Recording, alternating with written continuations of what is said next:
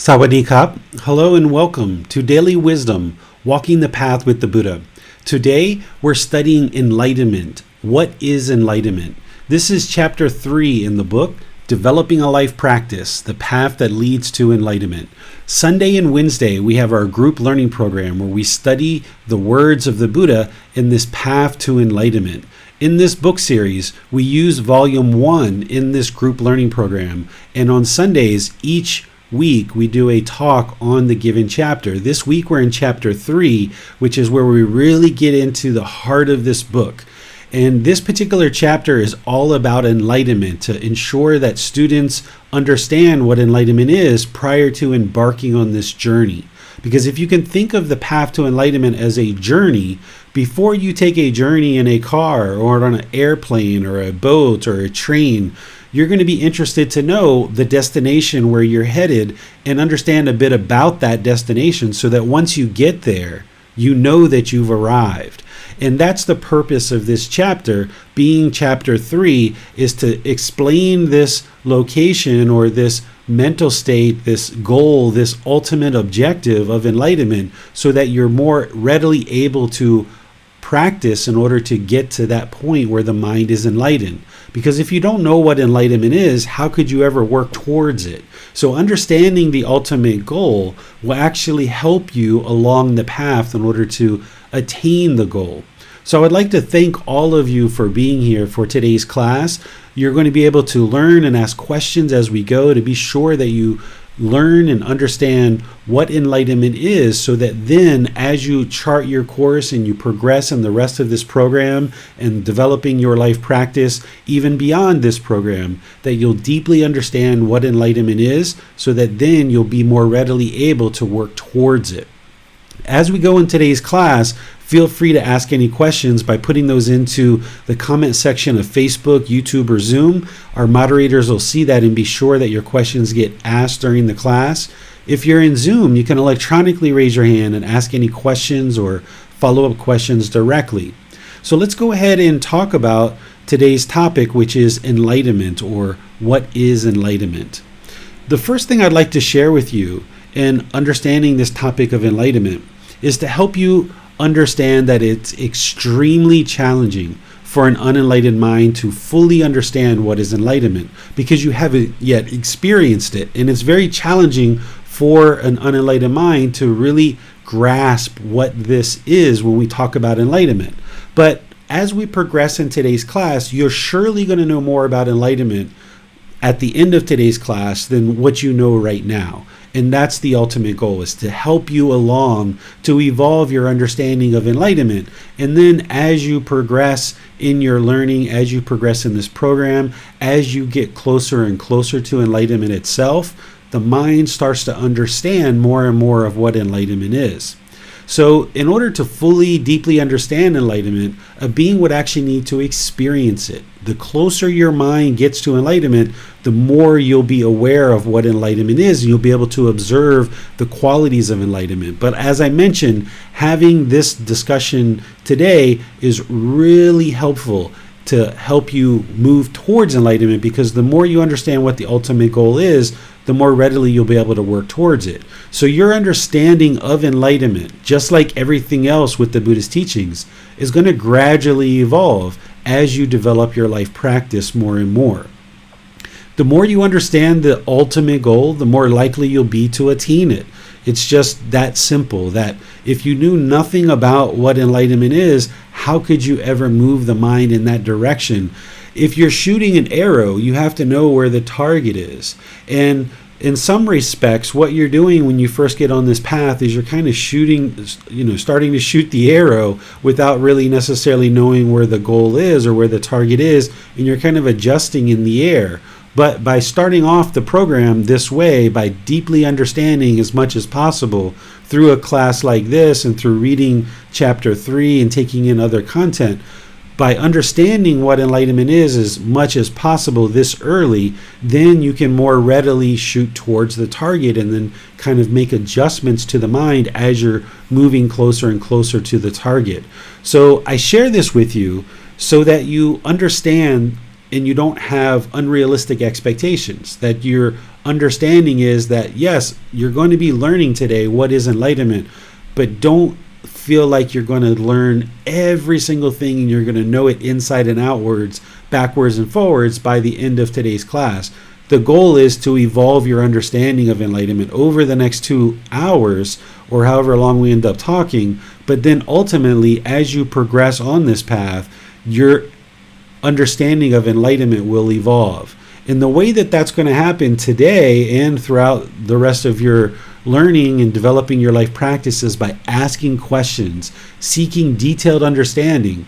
That's how you're truly going to understand the goal. So as we go in today's class, feel free to ask any and all questions that you like. If you don't understand something, just say, David, I don't understand. Can you explain it again? Or can you repeat that? Or can you maybe share a different example? Have no problems and don't feel at all strange for asking questions. In fact, if you didn't ask questions, that would kind of be a little bit odd, because in order to progress on this path, students need to be able to ask questions of a teacher. That's one of the reasons why a teacher is so important on this path, is that you wouldn't be able to progress to enlightenment without being able to ask somebody questions. So while there's this content in the book, while there's classes that I've taught on this topic in the past that you can see on YouTube and the podcast, and while we're going to be teaching this class today, I don't expect that by the end of this class that you will understand inside and out, back and forward, what enlightenment is. But my ultimate goal in the time that we spend together today is to evolve your understanding, progress your understanding. But that can only happen by you learning and practicing, by you asking questions, really investigating what I'm sharing with you. So keep that in mind, to ask questions as you go, not only in today's class, but every single class, because now that we're getting into the heart of the book, the real core of the book, it's really important that you really dive in and investigate and ask questions, because it's not just the core of the book, it's not just the heart of the book, it's the heart of your life practice. It's the core of your life practice. And putting it together is really important. So feel free to ask any and all questions that you like. So what is enlightenment? Enlightenment is a mental state that is attainable during this life as a human or a heavenly being. Both in the human realm and the heavenly realm, beings can attain enlightenment. In the other realms of hell, animal realm, and afflicted spirits, those beings are unable to attain enlightenment. When the mind has attained enlightenment, it will be peaceful, calm, serene, and content with joy permanently. It will no longer experience any discontentedness whatsoever. All discontentedness will have been eliminated 100%. The mind will be concentrated, it will be steady, it will be unshakable. Nothing and no one can shake up the mind. That's when the mind is experiencing discontentedness. That's when it's shaken up, when it's worried, when you feel anxiety, when there's stress, when the mind is or the body is sometimes even shaking. The mind is shaking so much that sometimes the body might shake, the hands might shake. The mind won't do this when it's enlightened. It'll be concentrated, it'll be steady, it'll be unshakable. And having attained enlightenment, the being will have escaped the cycle of rebirth, no longer ever being reborn into a new existence.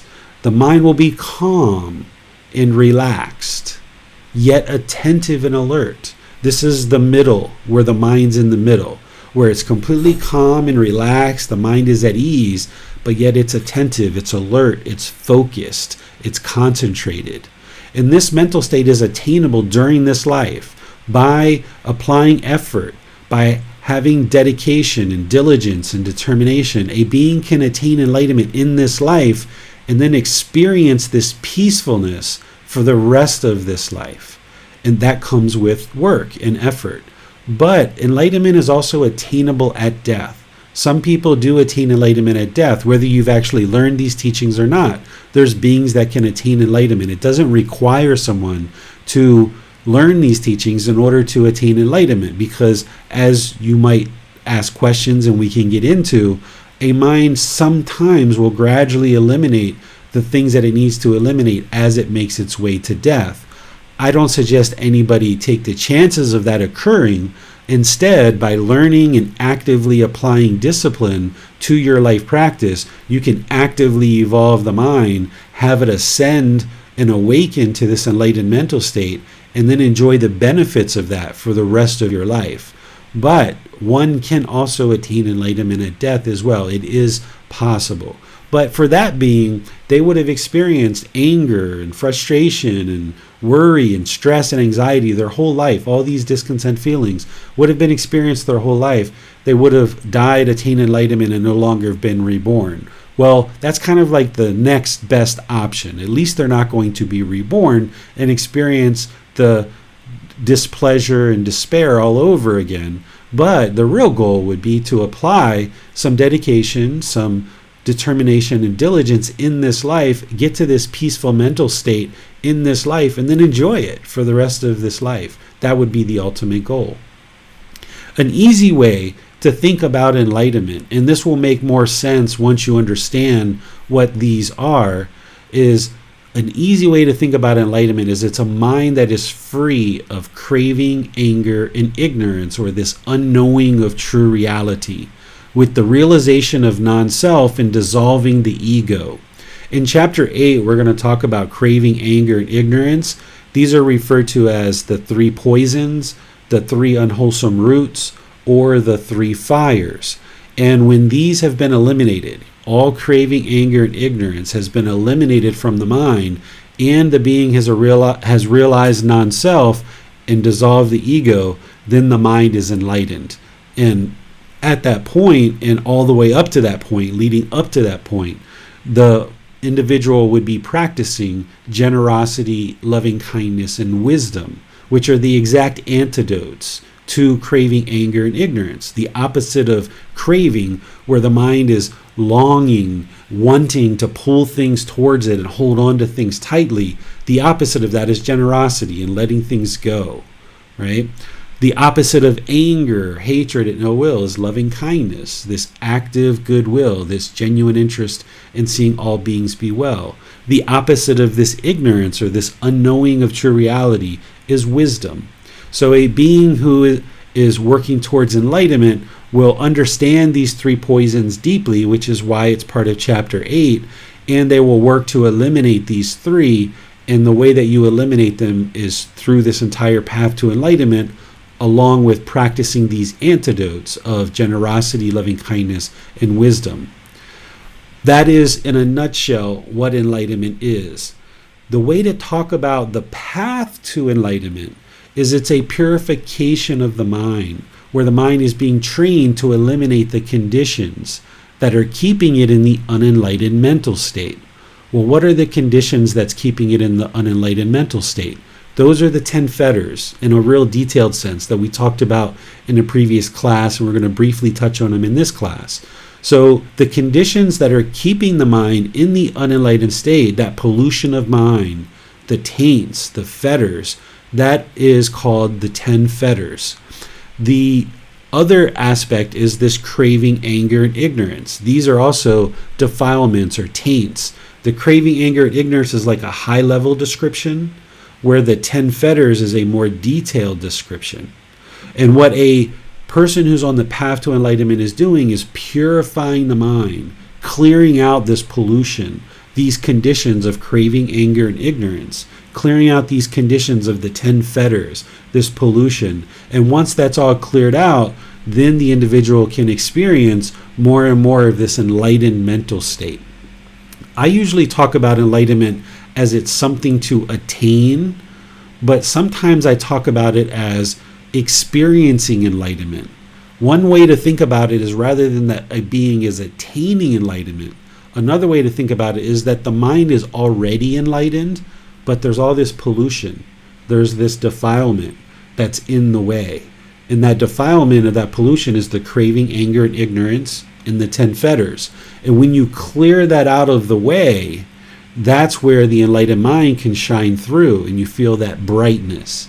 So if you've ever been in meditation or in your day and you've just felt this utter peacefulness, even just for a few seconds or a few minutes, that is enlightenment shining through in those moments. But enlightenment itself is permanent.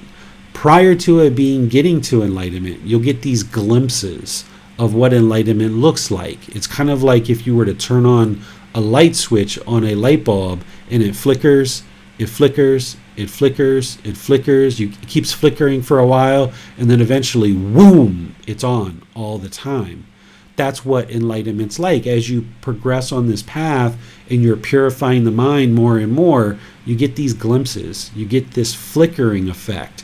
And then as you progress further and further, clearing out more and more of the pollution, eventually the light is on all the time, and you get these longer and longer periods of peacefulness, calmness, serenity, and contentedness with joy. And then you don't experience discontentedness for 1 year, 2 years, 3 years, and you pretty much know that the mind is enlightened.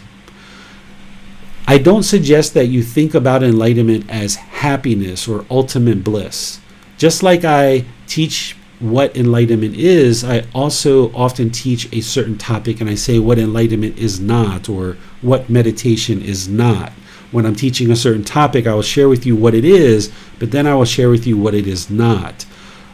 Oftentimes you'll hear people refer to enlightenment as happiness or ultimate happiness or supreme happiness or ultimate bliss. You've experienced happiness before. You know what happiness feels like, but yet the mind wasn't enlightened. This is how you know that enlightenment is not happiness, because you know what happiness feels like, and then at some point after that, the mind was sad or angry or frustrated or irritated.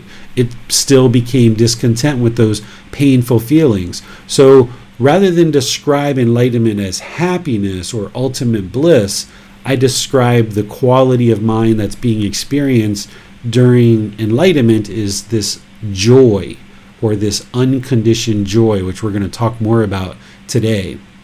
This happiness or this ultimate bliss that oftentimes gets described as enlightenment is actually describing the experience of being in the jhanas.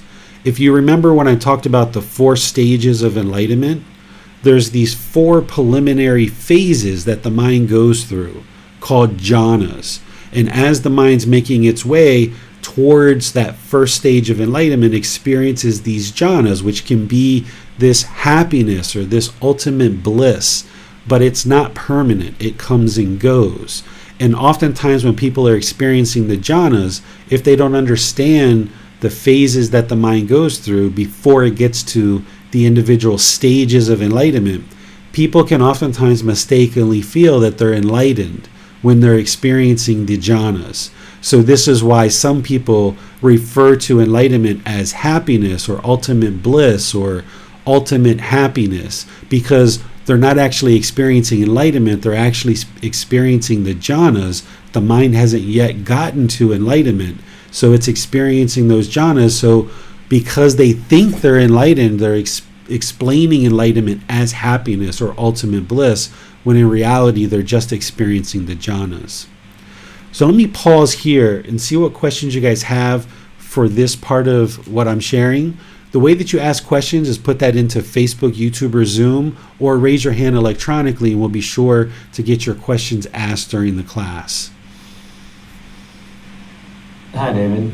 I was wondering, is enlightenment available to anyone, regardless of how challenging our current life circumstances may be? Absolutely. This is very important to understand. I'm pleased that you asked this question, James.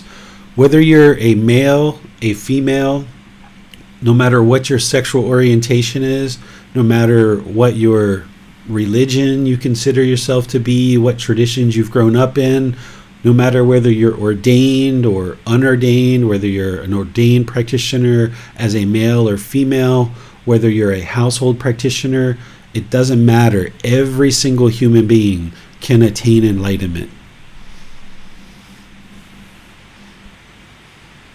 We have a question from Adrian on Facebook. Could enlightenment also be defined as wisdom acquired through experience? The experience being what we learn and practice from the teachings of the Buddha. I would probably say that is more of what we describe as awakening, because it's the wisdom that awakens the mind. if you think about this ignorance or this darkness, the mind is unknowing of true reality. It's in this darkness. And the more that it understands true reality and it acquires this wisdom, that's where the mind awakens. And yes, it experiences enlightenment as a result of that wisdom and experiencing that wisdom and coming to the truth. And that's the reason why the mind is unshakable. Because once you've independently verified the truth, nobody can shake you off of that. This is the analogy that I gave when I talked about Santa Claus. If you grew up in a culture where you learned about Santa Claus and you just believed in Santa Claus, well, you just believed. But then eventually you learned the truth and you independently verified that Santa Claus isn't real.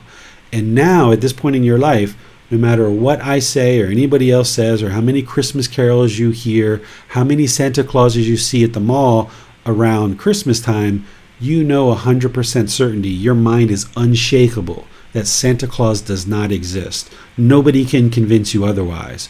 Well, once you learn that craving, desire, attachment is what causes discontentedness, and you see the truth for yourself and you get that wisdom, nobody can shake you off of that. Once you understand what anger is, once you understand what ignorance is, once you understand these defilements of the 10 fetters, as you're eliminating those and you see that meditation and all these other aspects of the Buddhist path is what's leading to this peaceful, calm, serene, and content mind with joy, nobody can shake you off of that. So this is why the mind becomes steady and unshakable, because you verify the truth and you see it for yourself with real wisdom. Whereas if the mind is just believing something, it doesn't know what's true or false. And this is why the mind wavers and shakes. But the more truth that you see, the more wisdom that you acquire, the mind awakens to this peaceful, calm, serene, and content mind with joy. And it's unshakable, it's steady, and it's very concentrated, because when the mind's carrying around craving, anger, and ignorance, it can't have focus, it can't have concentration. It's very muddled. That's why the memory isn't working so well. It's like the instrument isn't tuned to that optimal middle way. But by training the mind on this path, you bring the mind to the middle, and it's tuned just like a fine instrument. The mind is tuned to the middle, and that's why it starts performing with this peacefulness, calmness, serenity, and contentedness with joy. It's concentrated, it's steady, it's unshakable, it's focused, it's got this high degree of memory. Allie has her hand raised. Let's go to Allie now.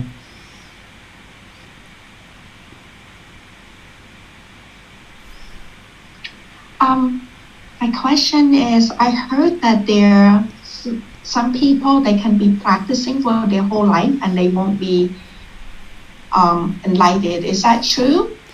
You can practice for this whole life and still not attain enlightenment. It all comes down to some people. It all comes down to your determination, your dedication, and your diligence. It also comes down to the teachings that you're learning, and of course the teacher that's sharing them with you.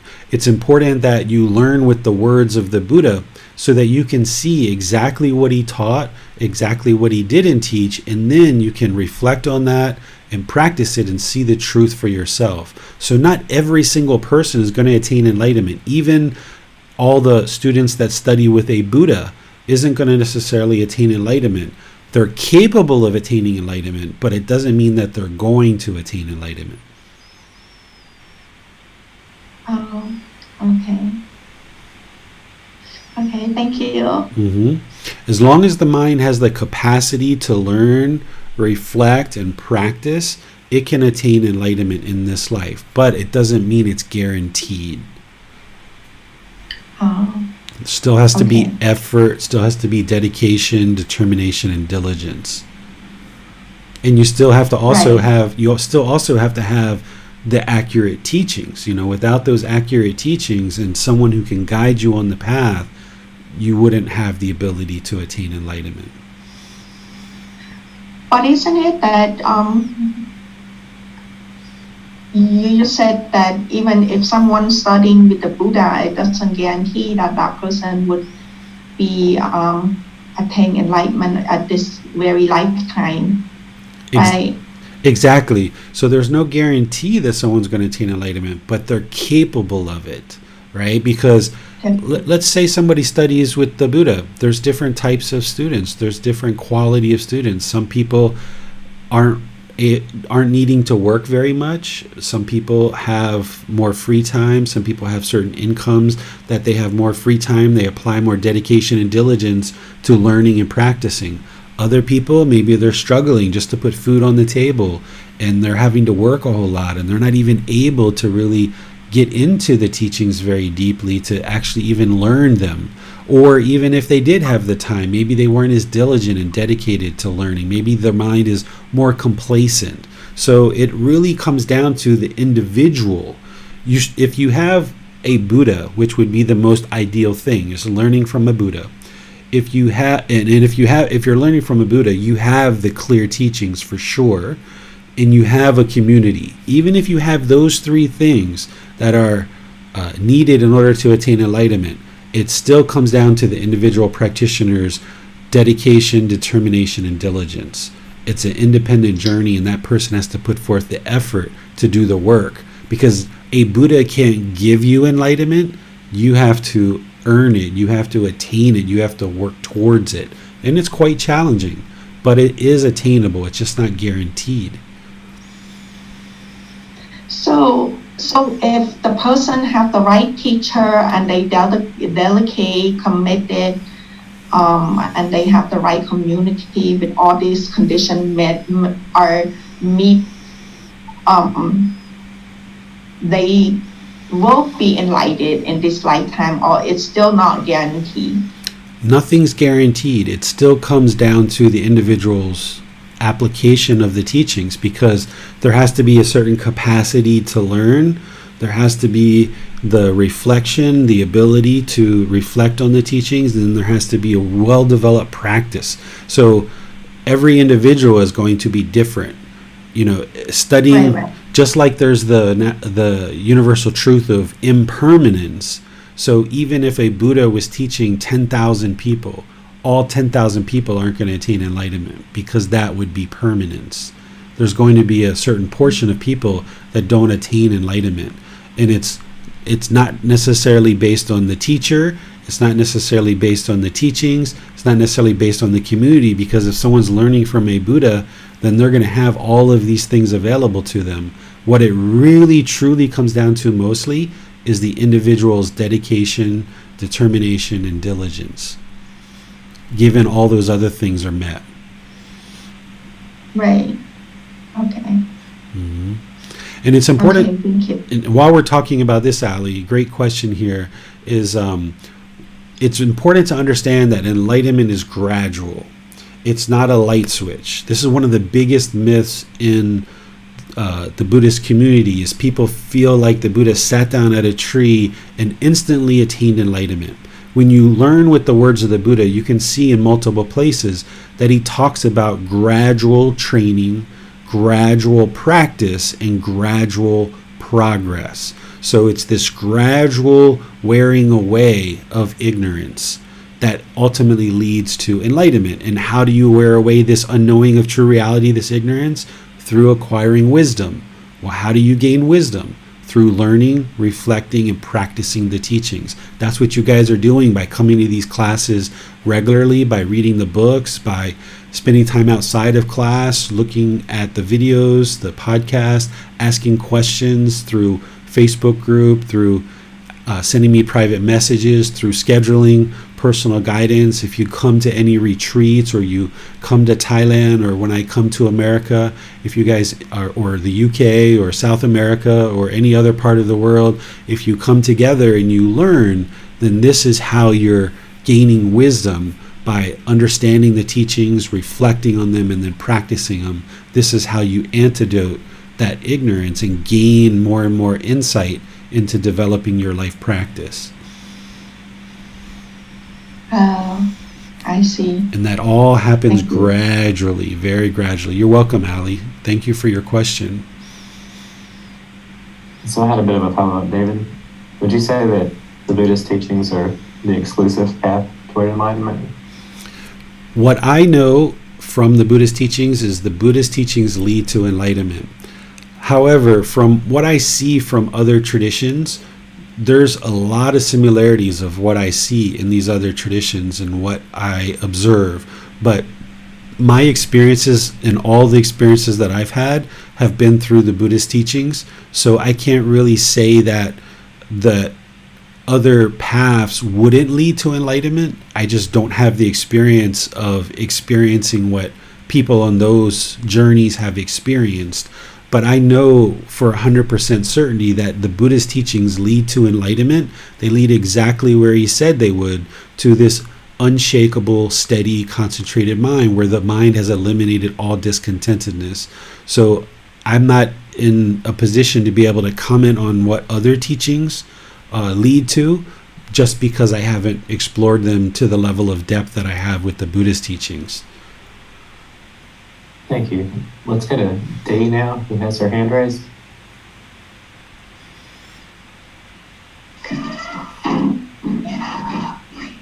Hello. Hello there. Okay, I'm T. Can you hear me again? Yeah, we can hear you. Okay. So, yeah, I have questions about enlightenment when it comes to reaction to other people.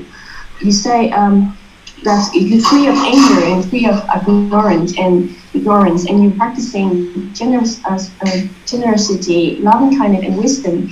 But when it comes to you're meeting with like a person or people who actually doing something bad, or for example, like a baby doing something dangerous, you need to react at that moment, and sometimes it's like an urgent situation.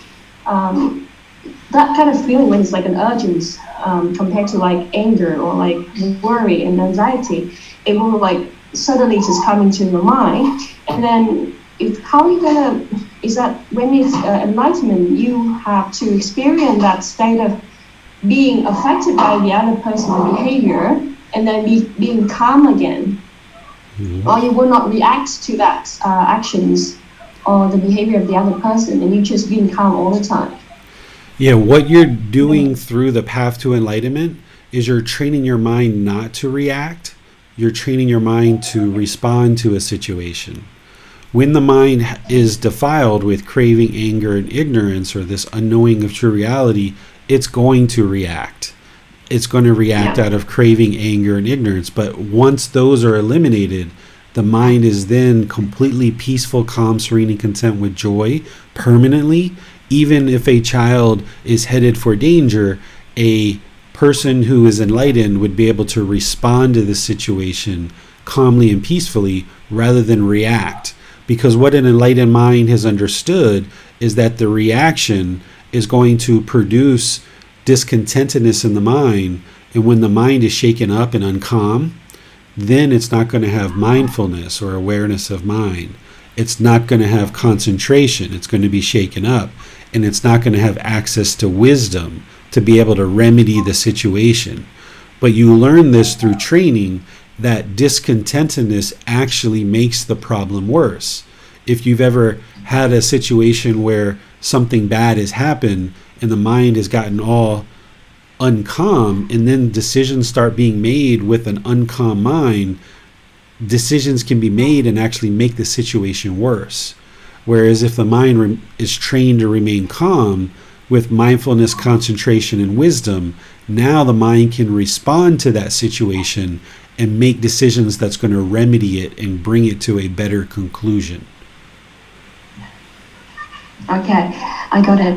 So it means it will help us to create better decision at some important situation when you need the wisdom and calm to deal with it, not the reaction rate.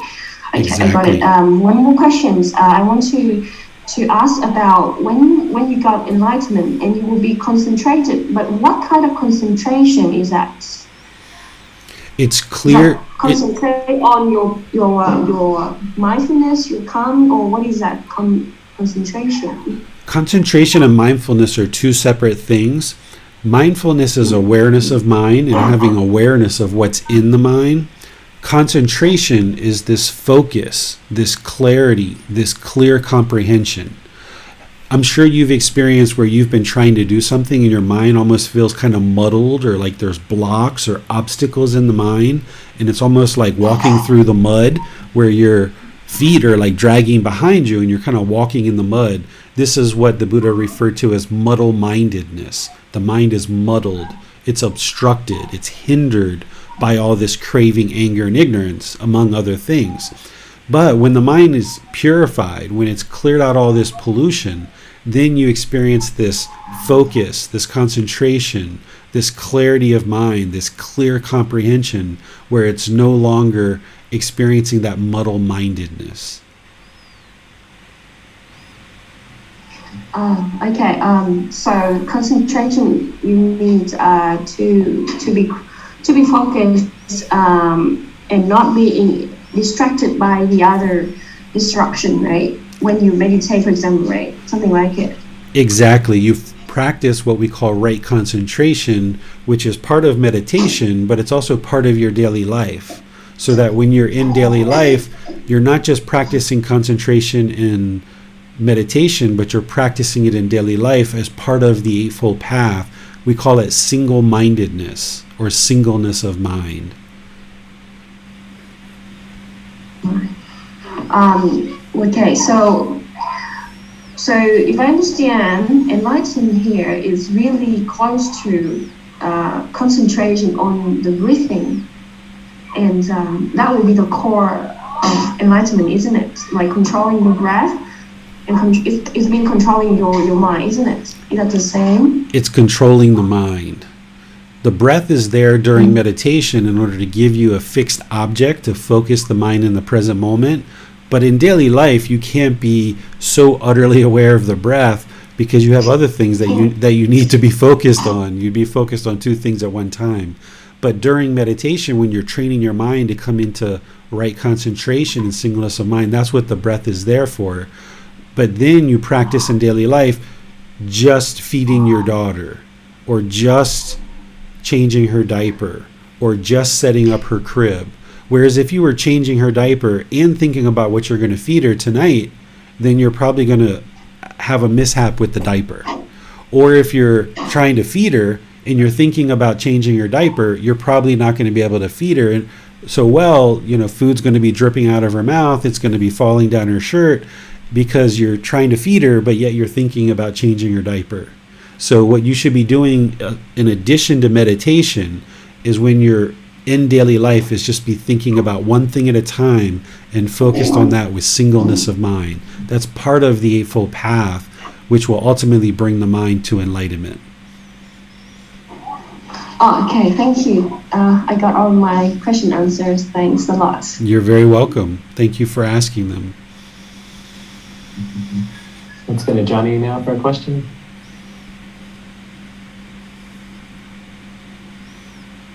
Good morning. Can you hear me? Sure can. I just wanted to make a quick follow-up to Ali's question, if I may.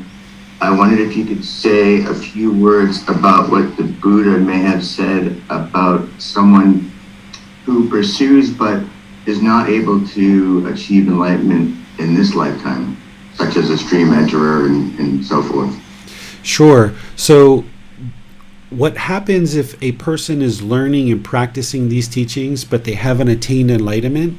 Depending on where they are on the path, there's going to be various benefits. Even just learning and practicing these teachings to a certain degree, even if all somebody actually understood is the 5 precepts, and they only ever practice the 5 precepts, that's going to result in improvements in this life, but it's also going to result in improvements in their next life as well.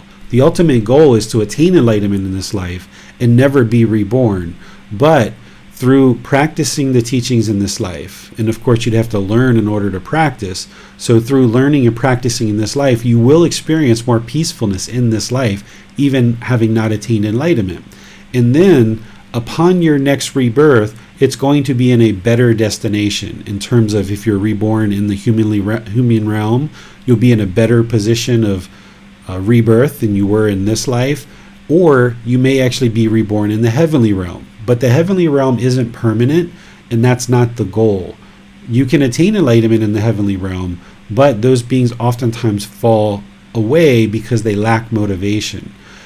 Should a being not attain enlightenment, not only are they going to have more peacefulness in this life, not only are they going to have a better rebirth in their next life, but in that next life, they will retain the wisdom of these teachings. So it will make it easier for them to learn and practice these teachings in that new life, because in this life they had some training in this life. So this is why some beings in this life that we're living right now are going to find it a bit more straightforward and a bit easier to learn and practice these teachings, where other beings it's going to be a lot more difficult, a lot more challenging. And the reason for this is because those beings that find it easier have learned and practiced in previous lives, and that helps them along in this life.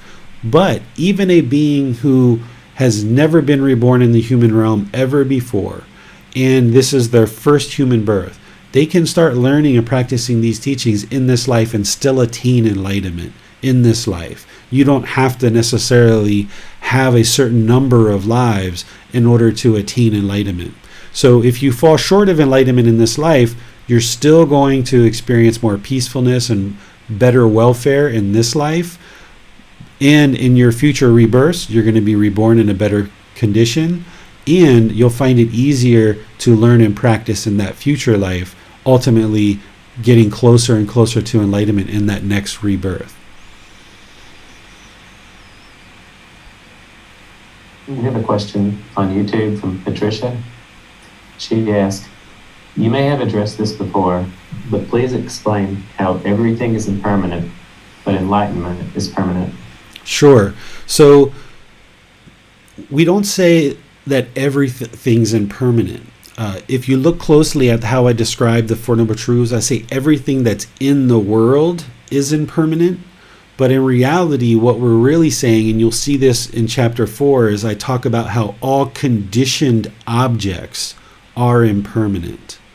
And then there's what's called unconditioned. Okay? So what a conditioned object is that it arises, it changes, and then it fades away. An unconditioned object, it doesn't arise, it doesn't change, and it doesn't fade away. So let me give an example. This phone is a conditioned object. At one time it didn't exist. It's a combination of many individual pieces that came together to create this phone. So this phone has arisen, and it changes because I get scratches, the colors change, the battery gets used, it doesn't get charged as much, it changes. And then at some point it will fade away. It will either break, I will lose it, who knows what might happen to it, it might just stop working. But at some point this phone will fade away because it's a conditioned object, right? The unenlightened mind is conditioned. It has craving, anger, and ignorance. Those are conditions. It has these 10 fetters. Those are conditions. This is why feelings arise, they change, and they fade away. An enlightened mind has removed all the conditions. It's now unconditioned. There are no conditions that are arising discontentedness. Discontentedness are conditioned feelings. The mind is conditioned on something. I got a new job, I'm happy. I got a new boyfriend or girlfriend, I'm happy. I lost my boyfriend or girlfriend, I'm sad. Right? I got a raise at work, I'm happy. I got laid off at work, I'm sad. This is what the unenlightened mind does because it's basing its inner feelings on some condition. An enlightened mind won't do that. It's been deeply trained and it doesn't have these conditions. It no longer bases its inner feelings on some condition. So an enlightened mind is going to be peaceful, calm, serene, and content with joy when it wakes up. All day long, peaceful, calm, serene, and content with joy. All day long, and then it's going to go to sleep. Peaceful, calm, serene, and content with joy. And the mind resides in this mental state permanently because once all these conditions that are causing the discontentedness have been eliminated, they will never come back to the mind because the mind has been purified. It's been completely cleared out and cleaned out. The mind is now unconditioned. It's no longer basing its inner feelings on some condition like a new job or a new boyfriend or a new pair of shoes. Let's go to Bassam now for our Zoom questions. Thanks, James. We have a question from Miriam. She says, it states that an enlightened being will no longer experience any discontent feelings, such as sadness, anger, frustration, irritation, etc. How then, if your child or someone you love deeply dies, you won't experience sadness? Or if someone murdered a loved one, you wouldn't experience anger? Don't these emotions serve a purpose that is appropriate for certain circumstances? These emotions, these feelings that we're talking about, they're only being experienced because the mind is conditioned. The mind is craving permanence. So when somebody dies, the mind doesn't understand impermanence. It hasn't been deeply trained. It's craving permanence. It wants this person to reside permanently. And then when the person dies, the mind isn't comfortable with this impermanence, so therefore it experiences sadness. An enlightened mind wouldn't experience that, because an enlightened mind knows that when someone dies, that's part of life. It's impermanence. It's the natural laws of existence. You can't stop someone from dying. The reason why the mind is grieving and having sorrow in that situation is because it's holding on. It's got craving, it's got clinging, it's got attachment, it's got this desire for permanence. But an enlightened mind has been deeply trained to understand this, where when someone dies, it understands impermanence. It isn't clinging and holding on to this individual, craving permanence, therefore it won't experience sadness.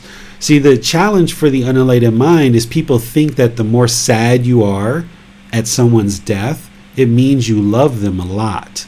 But that's actually not love. There's love in there, I'm sure. But the reason why the mind becomes sad is not because of love. Love doesn't cause sadness. Love is you have a genuine interest in seeing everyone be well. What people are experiencing when they break up as boyfriend and girlfriend or husband and wife, when they're angry or they're sad or they're lonely and bored, is that the mind was craving permanence. They wanted this relationship to be permanent. The same thing when somebody dies. The reason why they're experiencing sadness, or even when someone dies, you can experience anger. I remember someone died close to me when I was very young. I was angry for a certain period of time. It's because of the mind is holding on and clinging. So when you eliminate that aspect of the mind where it no longer is clinging and holding on tightly, and it deeply understands impermanence, when there's a separation in a relationship or when someone dies, you just understand it, that that's part of these natural laws of existence. You can't fix impermanence. The reason why people die is because they're born. That's the only reason why people die. If we weren't born, we wouldn't die. But because we keep being born, we keep dying. And because of this universal truth of impermanence, we can't stay alive permanently. But the unenlightened mind doesn't understand that. It might understand it intellectually, but the mind is still holding on and holding on and holding on. And this is why it experiences anger or sadness when there's death or a murder or any of the other examples that you gave. A question from Rick. He says, some people say that we have to practice the jhana meditation before working towards enlightenment, insight meditation. Does there have to be an order, or do we believe that both forms of meditation can be practiced together? If you understand the problems in the unenlightened mind as craving, anger, and ignorance, and you'll understand that more when we get to chapter 8, then you'll understand the only two meditations you need are breathing mindfulness meditation and loving kindness meditation. Those are the only two that every being will need. There's two other specialized meditations that some people will need, but not everybody. You don't need 5, 10, 15, 20 different meditations, because the problem of sadness is craving, desire, attachment. The problem of stress, craving, desire, attachment. The problem of boredom and loneliness, craving, desire, attachment. jealousy, resentment, craving, desire, attachment, guilt, shame, fear, craving, desire, attachment. It's all the same root problem. So the antidote or the solution is the same problem. There's no such thing as jhana meditation as far as I'm concerned. And as far as what you see in the Buddhist teachings, if you read the words of the Buddha, he never talks about jhana meditation. He talks about breathing mindfulness meditation and loving kindness meditation. These are the two antidotes to breathing mindfulness meditation is the antidote to craving. And there's some other antidotes as well, but in terms of meditation, that's the only one. And in terms of anger, hatred, ill will, it's loving kindness meditation. So I'm not sure what people teach of jhana meditation or what they're calling or how they're labeling that, but breathing mindfulness meditation and loving kindness meditation are the only two that someone needs. And the more you understand what the problems are in the unenlightened mind, the more that you'll understand that these are the solutions that you need, which are part of this eightfold path. Rick asks about loving kindness meditation. He says, when doing the loving kindness meditation, David, I noticed that we use we for at least one person. During the last class, you then went on to other people, beings in the ring, but did not use the word we when reciting the phrases. What is the significance of the we? Who do we attribute to it? And how do we differentiate the we from the others in the ring? This will be a better question for our Wednesday class, but I'll go ahead and answer for you here, Rick. So when I do loving kindness meditation, the first four affirmations are may I, and then the next four affirmations are may we. And when I'm thinking may we be peaceful, peaceful, safe, well, and free of discontentness, I'm thinking about we, those that are meditating together, right? Because when I'm guiding people in meditation, it's always we. But you should feel free to customize those rings based on your particular needs. Then this past Wednesday, when I started with, may my family be peaceful. Then all the subsequent ones, I just said, may they, because I'm referring to family or friends or coworkers are the ones that I used this week. Thanks, teacher. No more question for now. Okay, so let's move forward. This is great. You guys have these questions. Let's go forward to talking about the advantages of enlightenment. As we've heard me share multiple times, the mind is peaceful, calm, serene, and content with joy permanently, no longer experiencing any discontentedness. So if you think back over the course of your life, all the times you've been angry, all the times you've been sad, frustrated, irritated, annoyed, feeling guilty, shameful, fearful, stress, anxiety, boredom, loneliness, shyness, resentment, jealousy, all of these discontent feelings and others, that takes up an enormous amount of time, takes up an enormous amount of energy, and takes you away from pure enjoyment of life. So when you eradicate all of that from the mind, life is just so utterly enjoyable. Because the mind is so peaceful, calm, serene, and content with joy that you no longer experience any of that discontentedness, you can just enjoy life, right? This is where I say that the attainment of enlightenment is like the beginning of the rest of your life. Because as you attain enlightenment more and more, life just blossoms and opens up for you because you're no longer experiencing all this discontentedness that bogs you down in life. So that's one of the advantages of attaining enlightenment. There's this high degree of focus, concentration, memory, and clarity of mind. These mental qualities start to arise more and more as you clean out the pollution, craving, anger, ignorance, that unknowing of true reality, that self, that ego. As you clear that out, this focus, concentration, and memory, this clarity of mind comes through. And then you can use that. You'll always be using that because you'll be functioning through that. So whether it's in your personal relationships or your professional relationships, you'll be able to perform optimally because the mind is perfectly tuned to the middle. It's just like that instrument that if the string is too loose and you pluck the strings, it's not going to play beautiful music. Or if it's too tight and you pluck the strings, it's not going to play beautiful music. But when it's tuned perfectly to the middle, right to the right pitch, and you strum the strings, the music plays like it was intended to be played. This musical instrument can play so beautifully, right?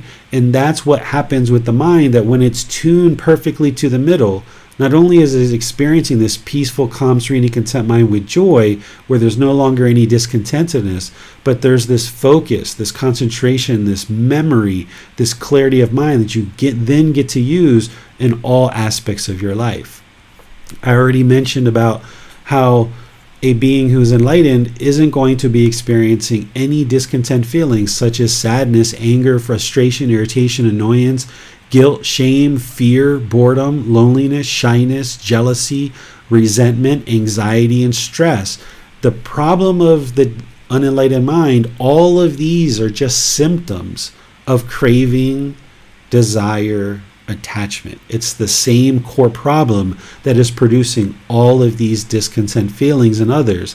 And when you clear that out of the mind, that's a real advantage, that you don't have to spend your time stuck in those discontent feelings. Sometimes you've had problems that have lasted multiple hours, multiple days, maybe even weeks, where the mind was just heavily experiencing these heavy emotions, these strong feelings.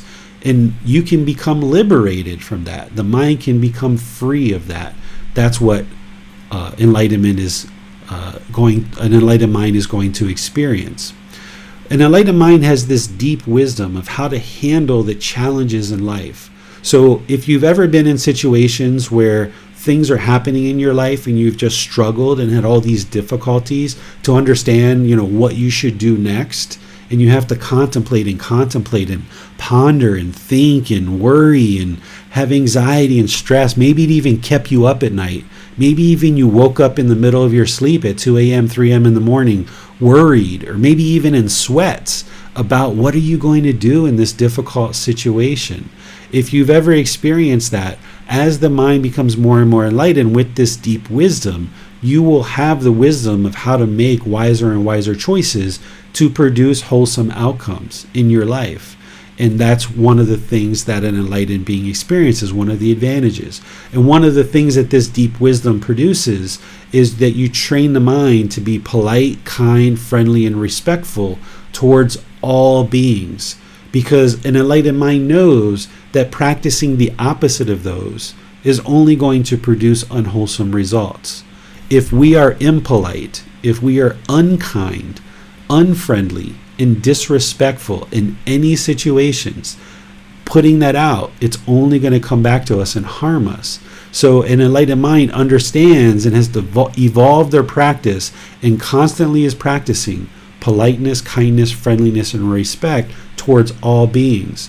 Their practice is so well refined through things like right intention, right speech, right action, right livelihood, and others, that they're not causing any harm in the world through their intentions, speech, actions, livelihood, etc. Therefore, no harm is coming back to them. Sure, they might have somebody get mad occasionally or frustrated occasionally, but their mind themselves isn't going to become frustrated just because someone else is frustrated. Someone else can disrespect an enlightened being, but an enlightened being isn't going to feel any kind of emotions about that. They're not going to feel that any anger, any frustration just because somebody is being disrespectful. An enlightened being can see the truth. They can see clearly that this person who's being disrespectful, it's their own lack of wisdom, their lack of moral conduct, and their lack of mental discipline. It doesn't make sense for you to get angry because someone else is choosing to be disrespectful. But when the mind is defiled and has this pollution, then when someone is disrespectful, then you're going to think they're disrespecting me. And now the ego kicks in, that personal existence view, that self kicks in. They're disrespecting me, and now I'm going to get angry. But when the personal existence view has been eliminated, and there's no longer conceit, there's no longer that arrogance in the mind, then you see it for what it is, which is a lack of wisdom moral conduct and mental discipline, that this person is being disrespectful. And it doesn't make sense for this mind to get angry or frustrated in that situation, because it's only going to harm yourself if you allow the mind to get that way. So you train with such wisdom, with such moral conduct and such mental discipline, that the mind is never affected by what's going on around you. So despite someone dying, or despite someone being murdered, or despite maybe a child that has died in your life, maybe if you had a child and they died, it's not that you don't love the child, it's that you understand impermanence. It's not that you don't love your parents or your grandparents when they die. It's that you understand impermanence, and despite these things that are happening around you, you can understand them through this wisdom, and the mind is no longer experiencing any discontentedness as a result, and it's just practicing politeness, kindness, friendliness, and respect, not causing any harm to any other beings. And what this does for you is it allows you to have personal and professional relationships with ease. You can conduct yourself in all your personal relationships and all your professional relationships with ease. And what you'll find is the more that you practice these teachings, all these individual relationships become easier and easier. Attaining enlightenment isn't a light switch. Like I said, you don't just one day wake up and everything's perfect in your life.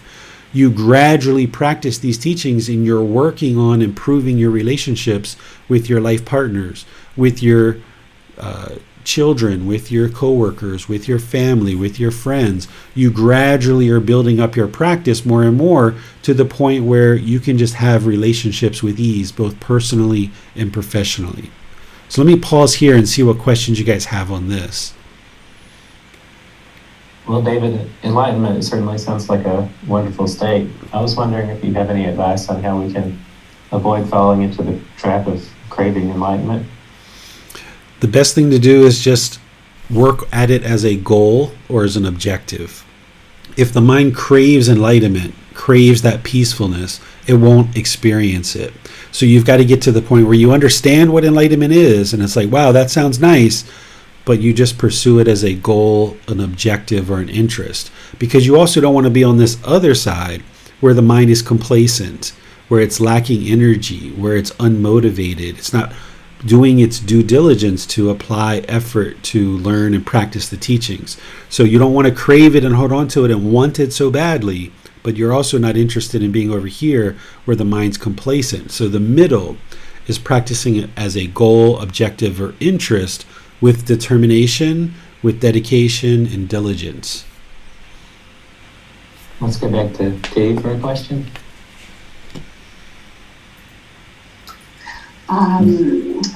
Again, and I have a question like, which is similar to James. Like if you're saying the mind when it's enlightenment, if I attain enlightenment, it means my mind will be content with joy permanently. But it's also similar to like your need to have your calm mind all the time permanently is also becoming a need. It's also becoming craving time after time. If you can't attain it, if you can't feel it, if you are coming back to that discontent feeling again, like you are joy now, you can't now, but like at a certain time, you will feel a little bit of sadness, you feel a little bit of loneliness, and you feel like a little bit selfish if you are not just keeping it for yourself, you want to share with people, and again, you are doing something, like take actions toward to those craving, so it's like, it's ongoing. Your mind will always be craving not this or that, or this or that, it just always has something to focus on. So if we just say the mind will always contain joy permanently, then it's like a selfish thing, right? If we just joyfulness all the time, will we become kind of craziness? Because it's just like out of the world statement, like not many people are there. So we will feel loneliness because not many people experience it, and we are isolated with our joy alone. Then other people around us is not the same. So it's going to be a conflict in between. How are we going to solve that? Right. So what you're describing is a mind that's craving and wanting people to be the same place you are. So an enlightened being isn't going to crave for other beings to be enlightened. An enlightened being is willing to help other beings. An enlightened being is willing to assist and guide other beings where they ask for help. But an enlightened being isn't going to crave for others to attain enlightenment. They'll have an interest. They might be willing to help, but they're not going to crave it. That loneliness that you're describing, that all that craving that you're experiencing now, that's what you're describing. You're describing what your experiences are now, and you can't see how the mind could ever let go of all this craving. But what you learn as part of this path is how to let that go. You train the mind how to let go of all that craving, all that wanting, all that expectation, all that mental longing of wanting things to be a certain way.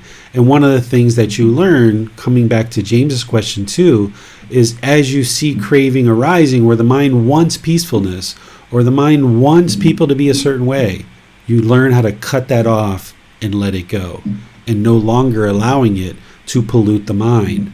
But it's a gradual process of learning how to do that.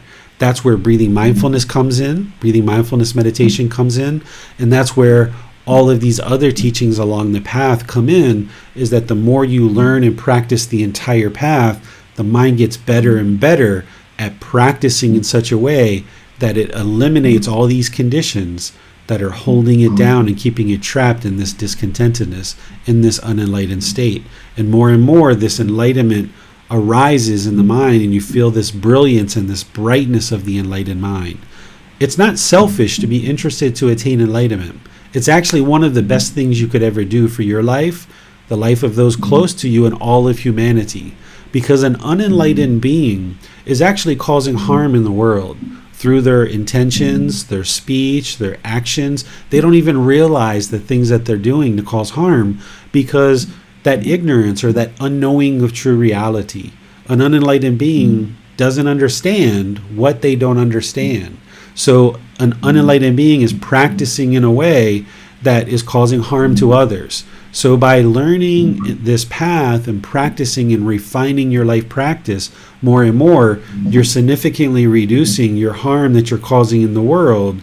And that's one of the reasons why peacefulness comes in more and more, is because as you're causing less and less harm in the world, there's less and less harm that's coming back to you. So it's actually one of the most loving, kind, and compassionate things you could do for yourself, those close to you, and all of humanity. Because by you attaining enlightenment, all the people around you aren't going to be experiencing harm. And with you attaining enlightenment, it's something you'll be able to share with your daughter. Can you imagine if you were able to give your daughter enlightenment? It's not possible. But if you can imagine giving her a gift where she will never need to experience discontentedness ever again in her life, that's something that a parent can do when they have the wisdom of what it takes to attain enlightenment. Then a parent can share that with their children, with their other family members, and they can help all these beings along the path if they choose to learn and practice. So it's actually one of the most compassionate things you could ever do. The most loving and kind thing you could ever do is pursue your own enlightenment, because as you do, you're going to be a better mother, you'll be a better teacher, you'll be a better friend, a better daughter. You'll be able to help your daughter and other people in your life, and you'll see that your relationships will just drastically improve more and more and more. All right, I understand this now. Like, if the enlightenment also, if it's put in a if you compare it with a state of mind when it's becoming like not wisdom, anger, and discontent feelings, and the mind with its like joyfulness, peaceful, calm, and earning wisdom, right? So we have to choose in between these two options all the time in order to cut off and let go what is harmful for us, and then choose to stay with us, which is a helpful thing, which is a peaceful mind.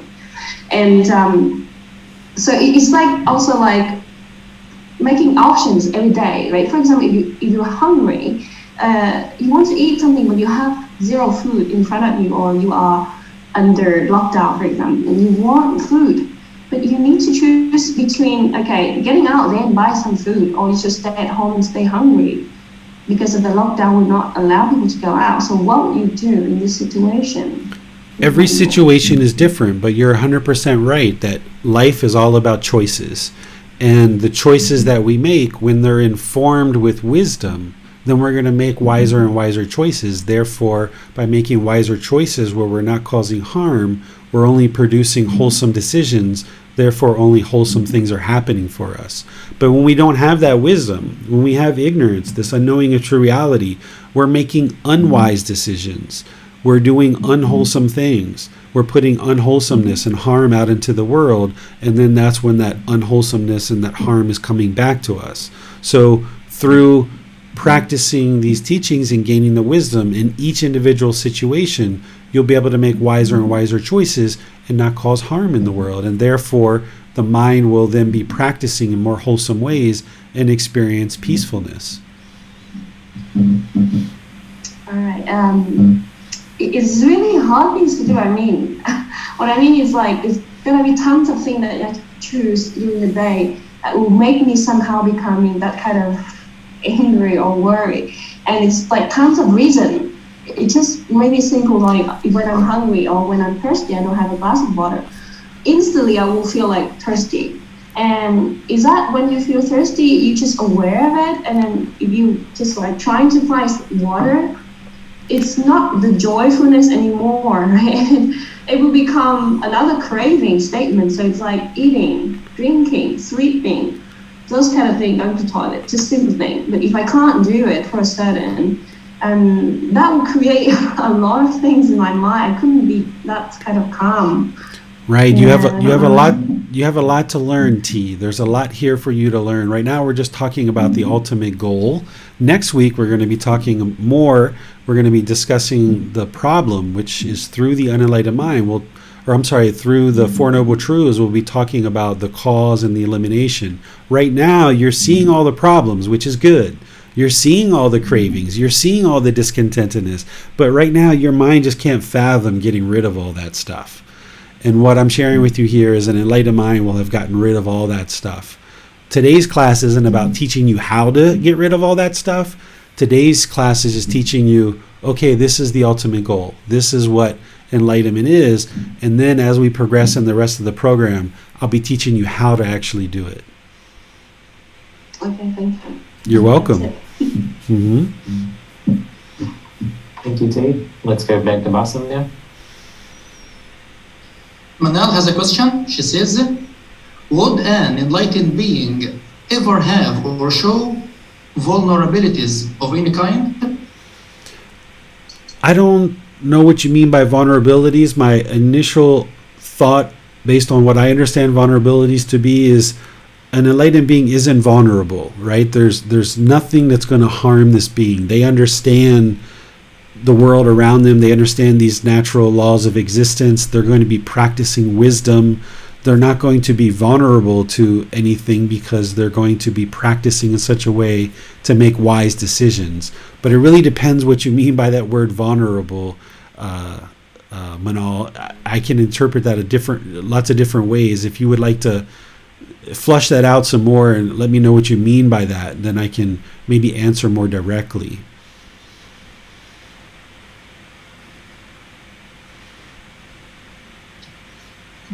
Hi, teacher. Sorry for the delay. I have some background noise here. Just really quickly, vulnerabilities. Was maybe thinking about some things from the past which have already been eradicated. The fetters have already been eradicated. However, there is still residual some trace of something that has been left behind, which exhibits itself physically. So that is what I meant by vulnerability. If there's some residual things that the mind is going to the past and worrying about those things, that being isn't enlightened because there's still worry in the mind, there's still discontentedness. An enlightened being, their mind is so firmly rooted in the present moment that while they might think about the past in terms of, oh, that was interesting, something happened in the past, or they might have a certain memory, or they might have a certain plan for something they're working on for the future. But their mind is so deeply rooted in the present moment that they're practicing in the present moment that nothing's going to shake up their mind from the past or the future. So there wouldn't be necessarily a boisterous laughter moment or a shared moment of grieving where an enlightened being would actually cry. Would that occur? An enlightened being isn't going to feel sorrow. They're not going to feel grief. That has all been eradicated from an enlightened mind because they understand what is causing the grief, what is causing the sorrow is the craving, desire, attachment. That's been eliminated from the mind. So since there's no longer any craving, desire, attachment, wanting things to be a certain way, the craving permanence, it's no longer going to produce grief and sorrow. Crying is something different. Crying is a bodily action that can happen because of sorrow, but it can also happen because of happiness too, and something that someone might be finding enjoyable and laughing. So what crying is a bodily action. It's what we're talking about here is the mental part of the mind. Okay, thank you. You're welcome. Well, Marian has a question. She relates between enlightenment and arahantship. She says, can you explain more about the difference between a Buddha and an arahant? Is an arahant someone who needed a teacher to gain enlightenment? A Buddha has learned to achieve enlightenment on their own. Does it matter who is our teacher? Let's wait until we get to another part of the talk where we can discuss that. I'll remember that question, Marian. Well, now let's go to T.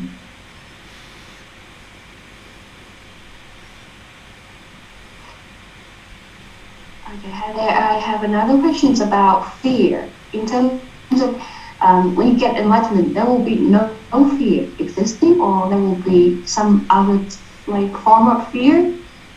There will be no fear whatsoever in an enlightened mind. Really? Oh my God. That is amazing. If you have zero fear of anything.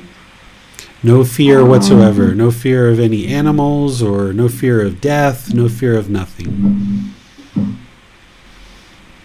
So fear of nothing is also like a statement for enlightenment. Fear of nothing. Yes, the reason why someone would fear, for example, like fearing death, is that the mind doesn't know what's next. It's worried. It's craving existence. It's holding on to this life. It doesn't want to let go. It's craving permanence. So therefore it fears death. Or the reason why it might fear a spider is that it fears getting hurt.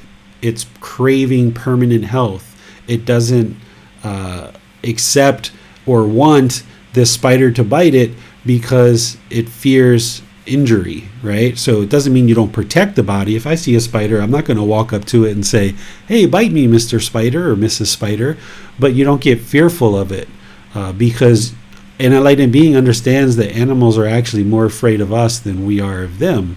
And as long as you're not putting out any harm, no harm will come to you. No spider is just going to walk up to you and start chomping on you, right? So an enlightened being understands the natural law of Gotama so well that it's not putting out any harm, so therefore it knows that no harm is going to come to it. Then it means we are aware about when we are not doing any harmful things, and we don't have to fear about other things will be harmful for us. Okay.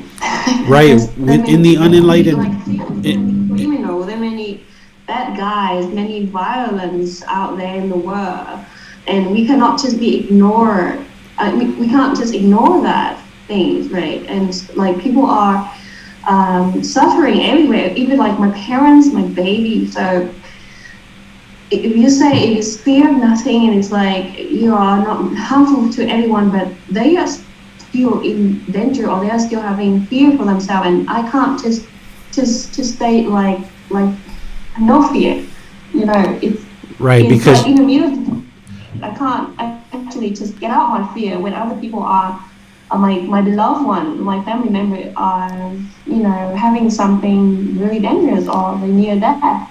For example, my daddy has cancer, lung cancer, and he has already got diagnosed like many years ago, but he's still like, he can't quit smoking and he's still in this kind of state of, I don't know when he's gonna face to death, but it's just like all the time. It's like Sure. a certain death statement all the time. It's like making me so fear of it. And if I achieve enlightenment, I don't know, it's a bit, I still can't really understand this. it's okay, T.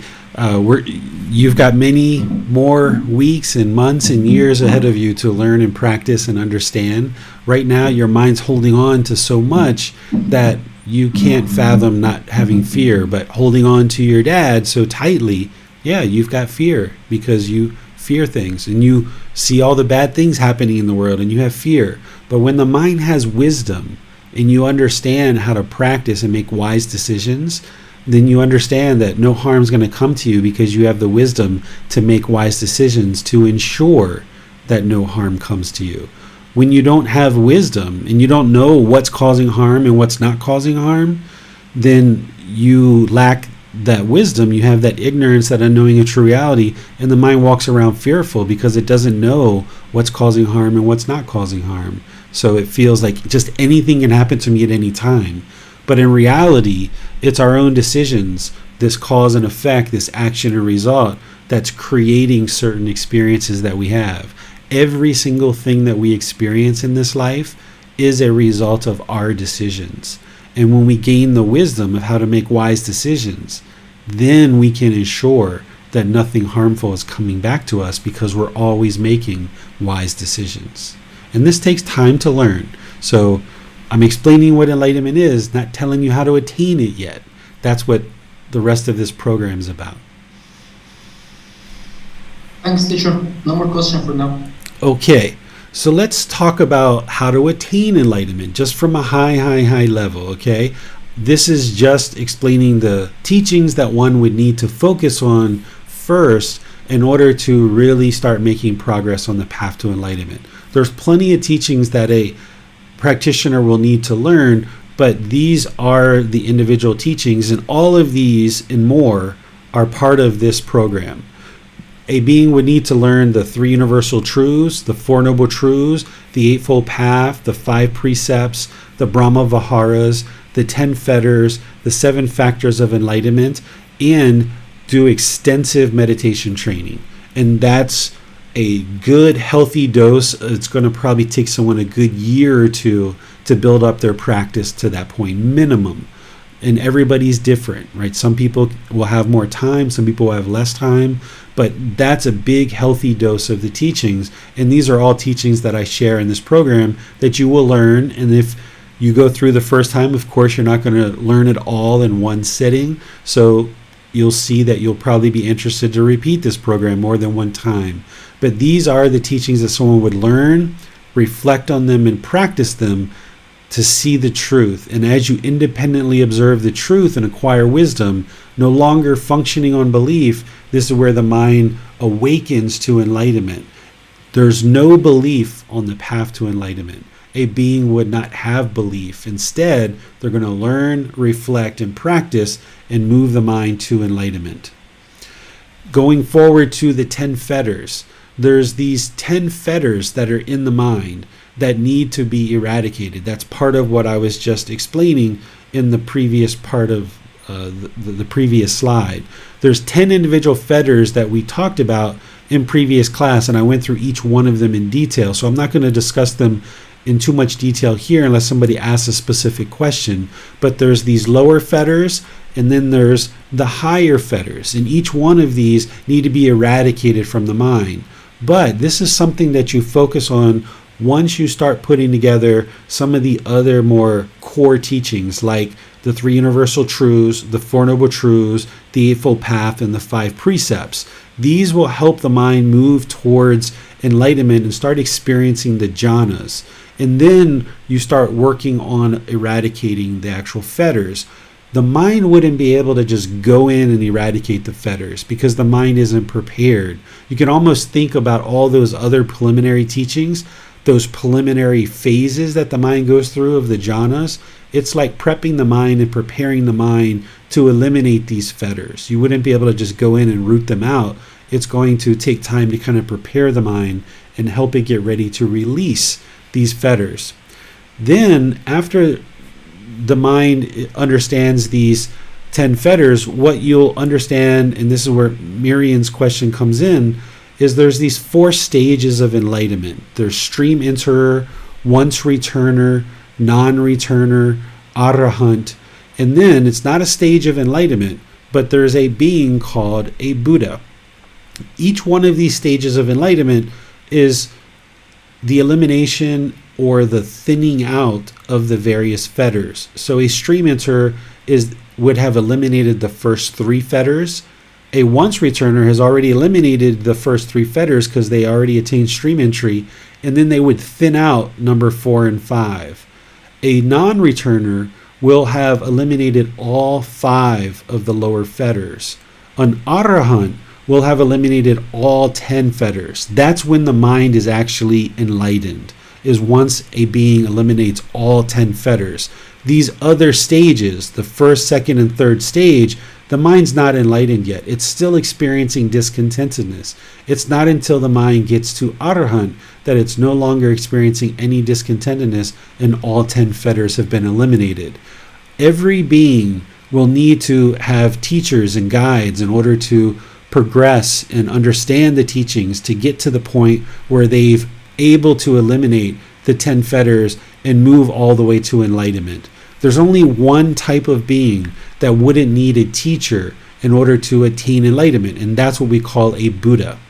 A Buddha is an individual. So the man Siddhartha Gautama, who was a prince destined to become a king, he is known as the Buddha. He existed over 2,500 years ago, and he's the last Buddha that is currently known to the world to exist, and he existed over 2,500 years ago. He attained enlightenment. He is or was an arahant. He eliminated all 10 fetters. What makes a Buddha different from an arahant, an enlightened being, is an enlightened being had teachers and guides to help them along the path in order to attain the mental state of enlightenment and attain this stage of enlightenment called arahant. A Buddha is going to go off and do the work on their own. They're not going to have any teachers or guides. So that's the first criteria of what makes a Buddha, is they attain enlightenment on their own. The second criteria is once they awaken to enlightenment, they're going to spend the rest of their life sharing the teachings that led to their enlightenment, that independent enlightenment that they attained on their own without the help of any teachers or guides. They're going to declare those teachings, and then they're going to share those teachings for the rest of their life. And throughout the course of their life, countless beings are going to attain enlightenment. The person we call Gotama Buddha or the Buddha, he taught for 45 years, and countless people attain enlightenment during his lifetime. So that's the second criteria. The third of the main 3 criteria is that a Buddha, upon their death, is going to leave the teachings in such a condition that after their death, countless more beings can attain enlightenment after their death. So those are the 3 criteria. Attain enlightenment by themselves, share the teachings that they discovered on their own for the rest of their life, helping and guiding countless people to enlightenment during their life, and leave their teachings in such a condition that countless more beings can attain enlightenment after their death. And Gautama Buddha, the Buddha, is the last person who met these criteria over 2,500 years ago. And that's the difference between arahant, who attains enlightenment with teachers and guides, versus a Buddha who does it on their own and accomplishes these 3 main criteria. There's other attributes and qualities of a Buddha that I discuss in chapter 3, but these are the main ones. So let me pause here and see what questions you guys have. Let's go to Johnny for a question. Hi. Can you hear me? Yes, I can. Go ahead, Johnny. I just wanted to make sure.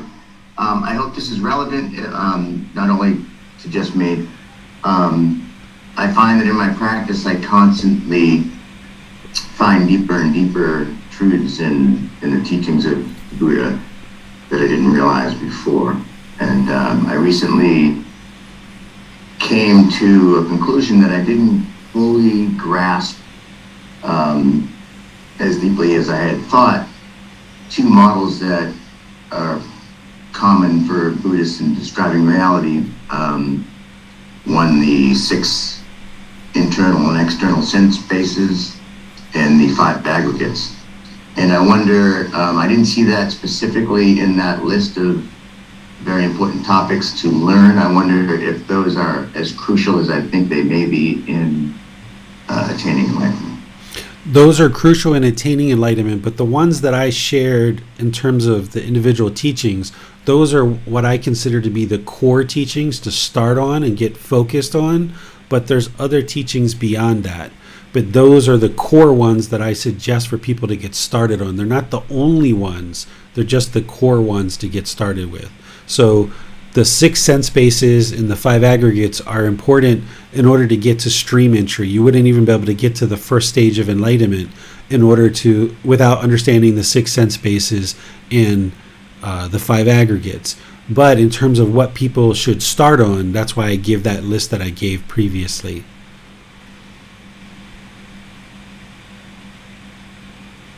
Let's go to Basam now. Well, Rick has a question. He says, the Buddha supposedly did have teachers and guides, but ultimately surpassed those teachers and became enlightened.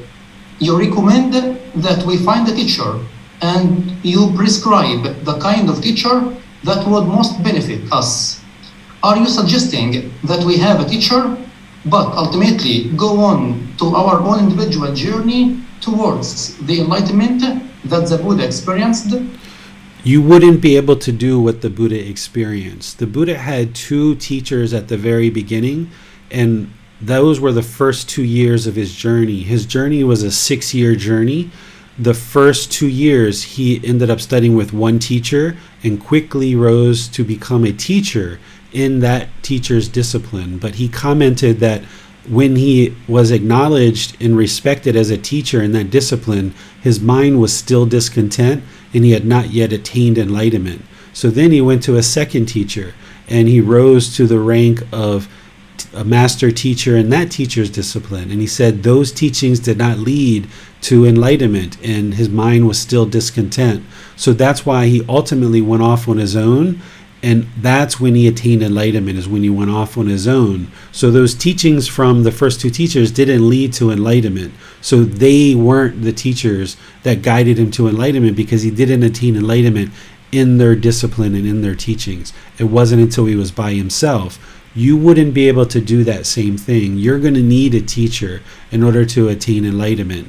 So going off on your own in the forest like the Buddha did, only a Buddha can actually attain enlightenment that way. You're going to need guidance from someone to progress along the path to enlightenment. T has a question, so let's go to her. I want to ask about arahants. Can you make it more clear about this stage? Yeah, this stage of enlightenment will have eliminated all the 10 fetters that we talked about in a previous class. You may need to go back, because I know you just joined us in the last week or so. You may need to go back and watch that class where I talked about the individual fetters. All 10 fetters will be eliminated, so all pollution of mind will be eliminated. So I suggest you go back and watch that class. If you can't find it on our YouTube channel, just send me a private message and I'll send you the link. Thanks, teacher. No more question for now. Okay. So let's talk about the best way to know that the mind isn't enlightened. This is really important.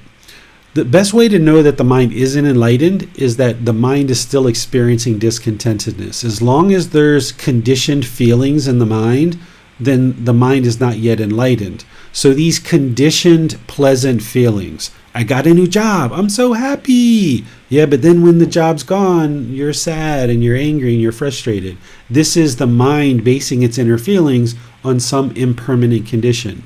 I'm so excited, my mom came to visit me, or my kids came home with a good report card, or my daughter started walking, or she started talking, or my son started riding a bike. I'm so excited. But then when they fall down and they hurt themselves, now the mind's sad or angry or frustrated, right? So this is what the unenlightened mind is going to do. It's going to have these conditioned feelings where it's conditioning its feelings on some impermanent condition, and the mind's going to go up and down, up and down, up and down. An enlightened mind is going to experience permanent joy, where it's not clinging, it's not holding on. It doesn't need some condition in order to create the joy. The joy is just always there. It's like the light bulb is always on. That's what an enlightened mind is going to experience. So no matter what's happening around the enlightened being, they're always going to experience that peaceful, calm, serene, and content with joy, no longer having these ups and downs, ups and downs, ups and downs based on these impermanent conditions that are happening around it. The way that you'll know that the mind is enlightened or not enlightened is that there won't be a craving to tell other people and to let other people know that you are enlightened. If there's any craving, desire, attachment, then the mind isn't enlightened. So if somebody's mind is peaceful for 3 months or 6 months or a year, and they go around telling people, oh, I'm enlightened, I'm enlightened, I'm enlightened. Well, this person actually isn't enlightened because there's still arrogance and pride there. There's still a craving and desire to tell other people that they believe that they're enlightened. They think that they're enlightened. An enlightened being's mind is so peaceful, calm, serene, and content with joy, they don't want anything in the world. They might need certain things in order to sustain their life. They're going to need clothes, they're going to need food, water, shelter, medical care, but that's it. They don't need, huge amounts of money. They don't need admiration. They don't need all this gratitude. They don't need all this stuff from people, and they definitely don't have a craving and desire to go around and tell everyone that they're enlightened. Their mind is so peaceful, they're just going to enjoy the peacefulness. They don't have this desire for admiration by telling someone that, hey, I'm enlightened. Well, what's the goal there? Why are they telling someone that they're enlightened? They must be looking for admiration. So there's that craving, desire, attachment there. There's that arrogance or that pride. So by getting rid of that, then if a being's mind is peaceful, calm, serene, and content with joy, no longer experiencing discontentedness, then the mind is essentially enlightened. But I think it's very wise for an enlightened being to never consider their mind to be enlightened. Just always stay dedicated, diligent to their practice, and never convince the mind that it's actually enlightened. Just always be practicing. If somebody says, I am enlightened, then you know that they're not enlightened, because they wouldn't be going around professing to others that they're enlightened. In this I am enlightened, an enlightened being no longer has a personal existence view. They no longer see it as I am enlightened, because there is no I. The mind can be enlightened, but I cannot be enlightened, because an enlightened being knows that there is no I here. So as soon as somebody says, I am enlightened, this is a clear indication that they are not enlightened. If you observe complacency in your practice, where you feel this lack of motivation or lack of initiative or lack of enthusiasm or a lack of a willingness to do something in your life, not just related to learning and practicing these teachings, but there's just this dullness, there's this lethargy, condition that's coming into the mind. If you observe this with the mind, then you know that it's not yet enlightened, because an enlightened mind isn't going to have that complacency or that lack of motivation and enthusiasm. It's going to have a willingness to do something. It's going to be practicing the enlightenment factor of energy, which is what I would like to really head into now, is talking about the 7 factors of enlightenment. It's important to understand that the 7 factors of enlightenment are not how to determine if somebody is enlightened. In some respects, yes, it can help, because an enlightened being is going to be practicing all 7 factors of enlightenment at all times. But what the 7 factors of enlightenment actually are, is it's actually a tool to help you move the mind to the middle. And we can use the Buddha's words to help you understand that, and then we'll talk about the 7 factors of enlightenment, because this is one of the tools that you will need in order to move the mind to the middle as you're progressing on this path to enlightenment. Here's some of the Buddha's words. It is, monks, when the 7 factors of enlightenment are developed and cultivated in this way, that they fulfill true wisdom and liberation. So having developed and cultivated the 7 factors of enlightenment, it's going to lead to liberation. These aren't a determination of if somebody is enlightened, because there's multiple things to determine if somebody is or isn't enlightened, but this is instead an actual tool to help you move the mind to the middle. When I talk about the 7 factors, you're going to see that the number 2, 3, and 4 are investigation, energy, and joy. Whenever the mind becomes sluggish, when it becomes complacent, when it's lacking motivation, when it's lacking initiative, when it doesn't have enthusiasm, when it has a lethargic condition, when it doesn't have a willingness to do something, you practice the enlightenment factor of investigation, energy, and joy, and that's what brings it to the middle. When the mind is too excited, when it's got that overactive, excited condition, that's when you practice the enlightenment factors of tranquility, concentration, and equanimity. And that's what brings it to the middle. And we're going to talk about what these are in detail. This enlightenment factor of mindfulness is always useful. You need to always be practicing the enlightenment factor of mindfulness. So let's talk about what these individual factors are. The enlightenment factor of mindfulness is awareness of mind. It's described in the Eightfold Path as right mindfulness. So if you look at chapter 5, when we get to that, or ahead of time if you like, if you go to right mindfulness, I describe right mindfulness there generally as awareness of mind. But it actually is a lot more detailed than that when someone learns and practices the 4 foundations of mindfulness. But you can think of it for now as awareness of mind. Because remember, this path to enlightenment, it's a purification of the mind. You're clearing out all this clutter. You're clearing out all this pollution. You're clearing out these taints and these fetters. In order to clear out the mind and purify it, you have to be aware of what's in there. And that's how you do that, is by cultivating right mindfulness or awareness of mind. We cultivate that in meditation when we're doing breathing mindfulness meditation, but then we practice it all day long as awareness of mind. If unwholesome thoughts arise in the mind, you're aware of that. You cut it off and let it go. If wholesome thoughts arise in the mind, you're aware of that and you support them, you encourage them, you don't allow them to fade, you bring them into the mind more. Right? So in order to purify the mind, eliminating these unwholesome qualities and arising the wholesome qualities, you cultivate that in meditation, but then in daily life, you're always practicing mindfulness, being aware of the mind. This is where we get into trouble when we're not practicing mindfulness and the mind starts having this unwholesomeness creep in. That's where the mind can become diminished and degraded. So when we're aware of the mind, we can get rid of those unwholesome thoughts, those unwholesome ideas, those unwholesome perceptions, the unwholesome practices that we do in daily life, and we can arise the wholesome. So always be practicing mindfulness, and you'll need to develop that more and more. It's like a dial. You have to turn it up more and more and more and turn it up and increase it, and find that middle where you can be practicing mindfulness all the time. These next three are the ones the Buddha talked about when the mind's sluggish, that you can practice these in order to bring the mind to the middle.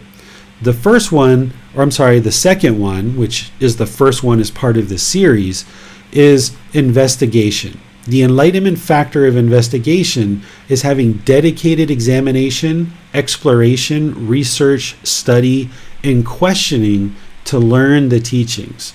In order to attain enlightenment, a being's going to have access to the words of the Buddha. They're going to have access to a teacher. They're going to have to be part of a community. And through investigating the teachings, then with this dedicated examination and study of the teachings, they can then learn them, reflect on them, and practice them to actually experience the results.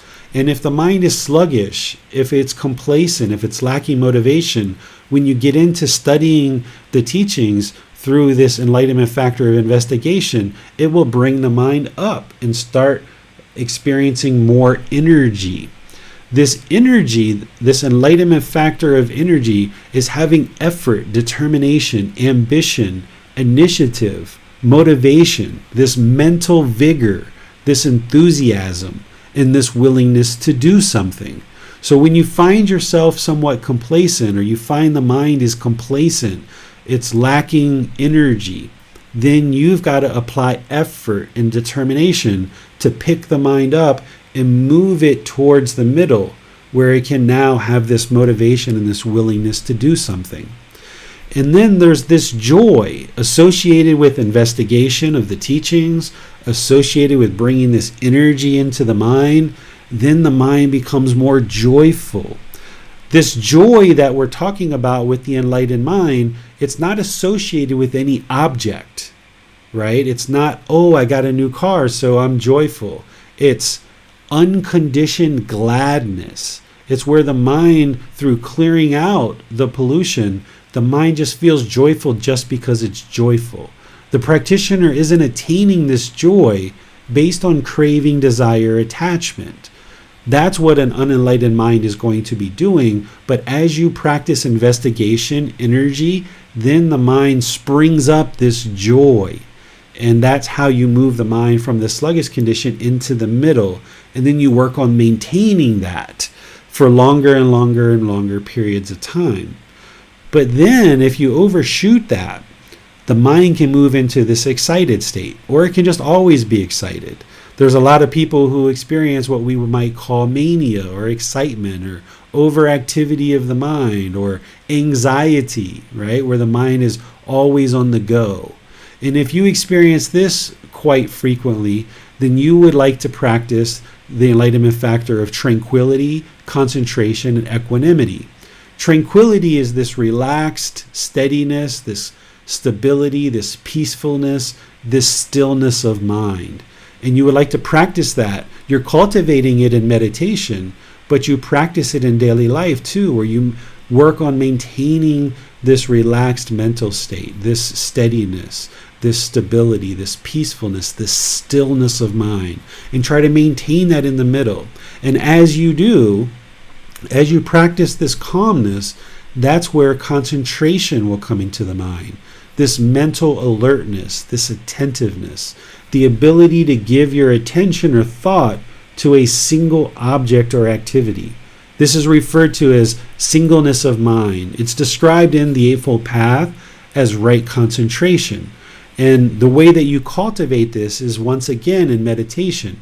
You're cultivating and developing it in meditation, but then you maintain it outside of meditation. You can't meditate your way to enlightenment.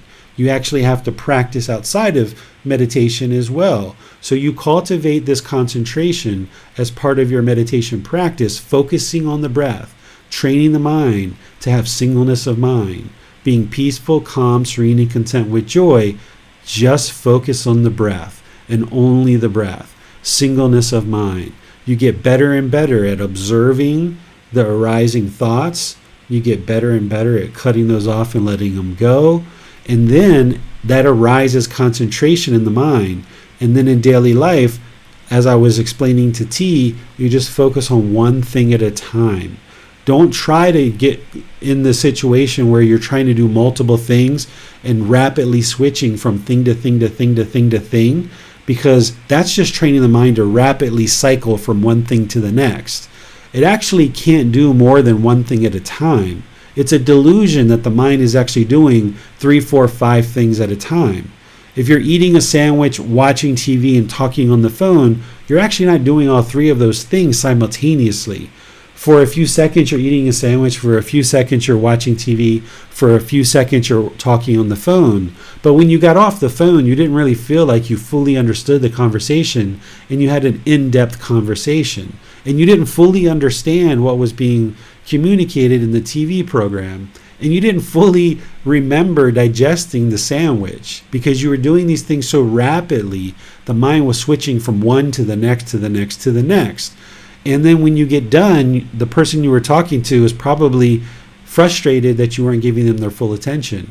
And now you've got to spend more time cleaning that mess up. You didn't get to really enjoy or learn what was in the TV program. And you didn't fully participate in digesting the sandwich either. So by staying with singleness of mind and just doing one thing at a time, that's where you will develop this concentration, this mental alertness, this attentiveness, and being able to give your focus and attention to just one thing at a time. And that takes practice to get there. You're not going to be able to snap your fingers. That's why this is a gradual training, gradual practice, and then you see gradual progress as a result.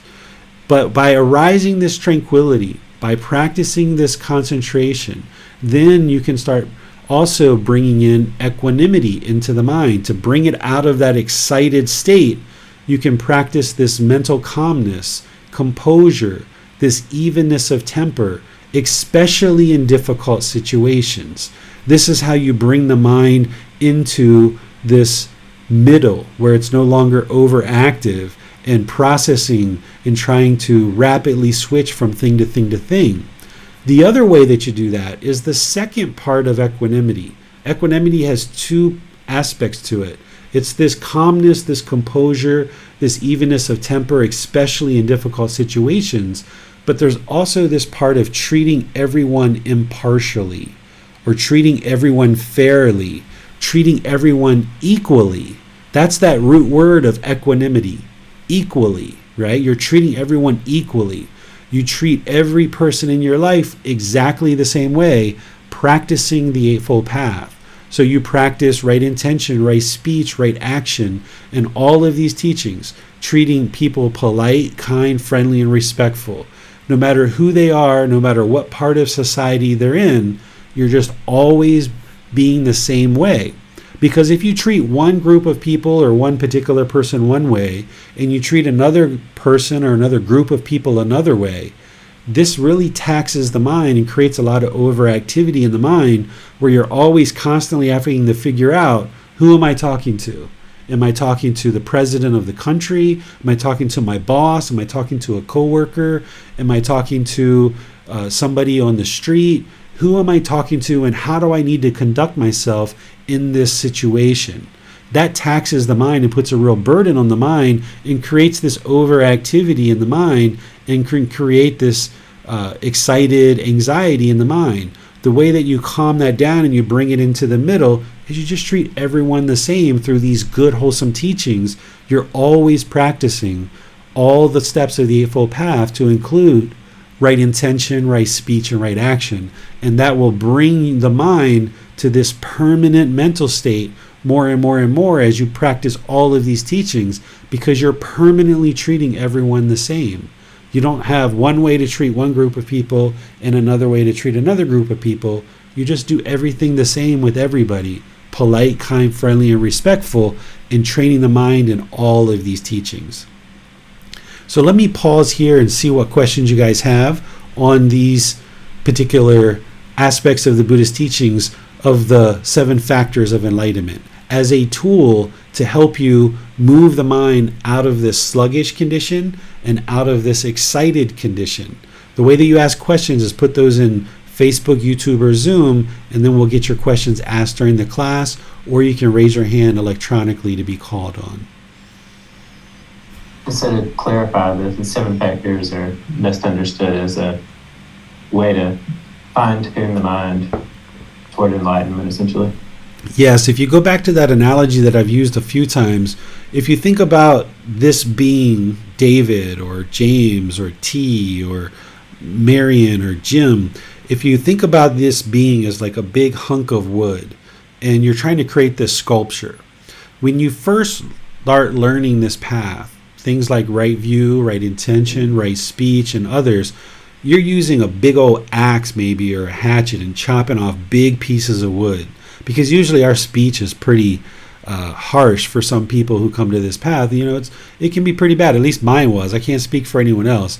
Before I came to this path, you know, there were times where I spoke very unkind, very impolite, very disrespectful to people. And when you learn these teachings and you start chunking off these big pieces of wood in order to get down to this beautiful sculpture, you're chucking off right view and you're chucking off all these other teachings of, you know, wrong view, wrong intention, wrong speech. You're chucking off all these big pieces of wood to get to right view, right intention, right speech, right action, and so forth. But then as you're progressing on this path more and more, you kind of need to pull out another tool. You need to pull out that little X-Acto knife, where before you're kind of sawing and chopping off big hunks of wood. These 7 factors of enlightenment are really refining the sculpture, getting down to the eyelashes and the creases in the eye, or maybe a couple of wrinkles around the eyes. You're kind of putting those in with a little X-Acto knife. That's what the 7 factors of enlightenment are, is they're another tool that moves the mind to the middle. And the more you understand this particular tool, then when you see your mind is sluggish or complacent, then you can practice those factors to bring the mind to the middle. Or when you see that the mind is overactive or excited, you can use those 3 factors of tranquility, concentration, equanimity to bring the mind to the middle. And then you're always practicing mindfulness as part of this path. So this is another tool that the Buddha gives us in order to move the mind to the middle. It's not something that you might run out and go start learning right now, but it's something for you to understand that it's something there. I suggest somebody focuses on the 3 universal truths, the 4 noble truths, the Eightfold Path, the 5 precepts, and extensive meditation training. Those are the real super core teachings. And then that list I gave you earlier with the Brahma Viharas, the 10 fetters, the 7 factors of enlightenment, those are additional teachings that you're going to need as part of this path to enlightenment. But those initial ones that I just spoke of, the universal truths, the 4 noble truths, the Eightfold Path, the 5 precepts, and meditation training, that's where somebody really gets underway and starts chucking off the big pieces of wood. Earlier, you briefly discussed complacency in regards to knowing whether or not the mind is enlightened. And in the book, you mentioned that complacency can be the most detrimental quality of mind. Would you say that complacency can be one of our biggest obstacles on this path toward enlightenment? Yes, if the mind is disinterested, if it's complacent, if it is angry and enjoys the anger, enjoys the fighting, enjoys the arguments, enjoys the hostility, enjoys the ill will, going around and doing harmful things in the world, this mind is not going to be interested to learn and practice. The mind's complacent. It's not interested to shed all of these unwholesome qualities. Or as you progress on this path and you start learning, there's different times where the mind can get a bit tired and you're going to probably need to take a break. If you've been reading for 3 months or 6 months or a year and you've really been putting a lot of effort into this path, there might be times where a week or 2 you need to just step away from the book and give the mind a breather. And that's okay. But if you allow the mind to slip into complacency, where that becomes 4 weeks and 6 weeks and 8 weeks and 12 weeks, and longer and longer. There was a period of time where I went for about 2.5, 3 years of not learning and practicing. And boy, was that the hardest time of this life. So if you allow it to become that, that's where all the problems are really going to come funneling in. So complacency is a real big hindrance because if the mind is lacking motivation or a willingness to do something and actually take the effort to move forward in your practice, it's going to hinder you from being able to make progress. So anytime you see the mind become sluggish or complacent, you should pick the mind up and move it towards the middle. But if you're taking a break for a week or two and you consciously know that, and you're just not going to read or maybe attend class for a week or two or whatever it might be, then just consciously know that you're going to do that, but don't allow it to become much longer than that, or else the mind can slip into complacency, which is just going to degrade the mind. And you'll see during that period of time where you're not actively learning and practicing for 4 weeks or 6 weeks or 2 months, you're going to see that the discontentedness starts coming into the mind and things get really difficult. And conversely, when you are practicing and you are doing meditation and you are actively learning, you're going to see the improvements to the condition of the mind. And as you see those benefits, that can be the motivation to keep you continuing to practice. I believe you've just touched on this, but on the topic of complacency, Denise wanted to know, how does one overcome complacency? The way that you overcome complacency is practicing the enlightenment factor of investigation, the enlightenment factor of energy, and the enlightenment factor of joy. This is what moves the mind from that sluggish, complacent mental state into the middle. So if you're feeling complacency, then you've got to pick up your boots, you got to put on the pants, you got to buckle up the buckle, and you've got to sit down and investigate the teachings. You got to start reading, and maybe you feel like you're walking through the mud and all you can do is read for 2 or 3 minutes or 5 minutes. That's better than nothing at all. Then the next day, you put a little bit more time, a little bit more effort, and you just gradually work towards building up your practice more and more. You can also do things like get involved in these classes or come to retreats. Anytime you're connected with other people who are on the path, there's going to be some invigoration there. There's going to be some enthusiasm. And one of the things that we're planning is a retreat in the USA for 2022. And I've also got some classes that are going to be happening here in Chiang Mai. So oftentimes coming together with other people can really invigorate your practice. But you aren't interested in getting attached to that because, as I always talk about, this is an independent journey. It's an independent path. You're on this path alone, but when you need to reach out to your community and be part of a community of people, that can be really motivating and encouraging. You just aren't interested in getting attached to that. But initially, that can be really helpful to be plugged into other people that are on this path, because you can use that as a source of motivation and encouragement, but you just aren't interested in relying on that because that would be a craving, desire, attachment.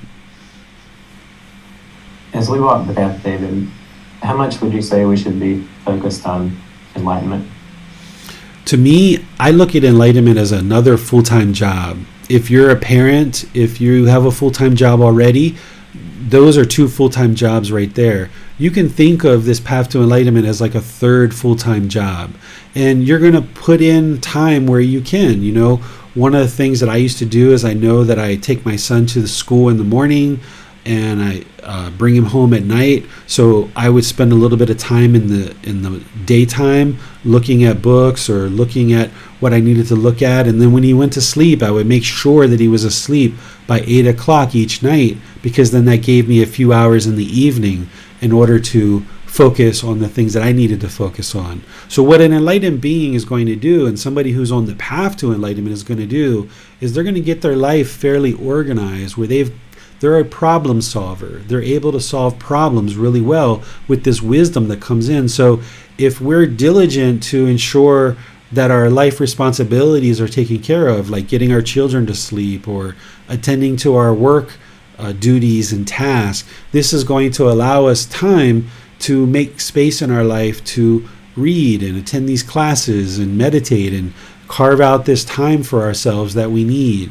And as we do that, then by bringing this wisdom on board, we're kind of gradually cleaning up our life and attending to all the things that we need to attend to, making wise decisions and getting our life in order, essentially.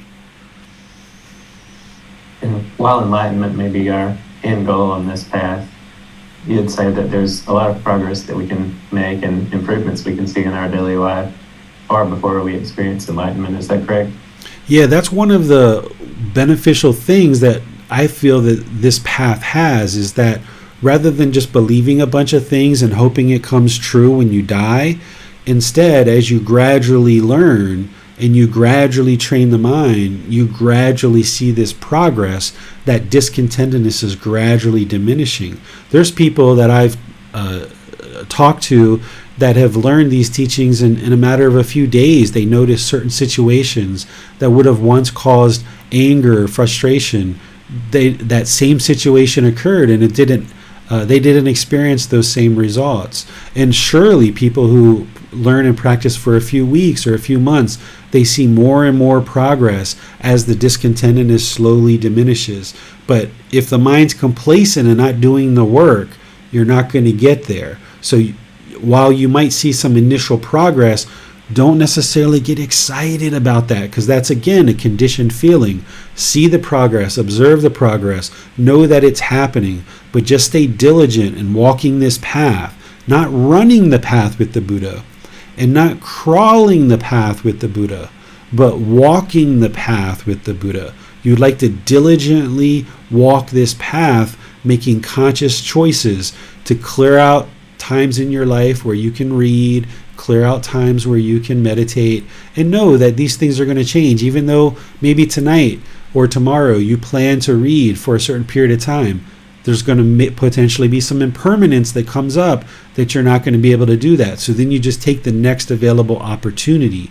So enlightenment's not going to be determined whether you miss meditation today or not.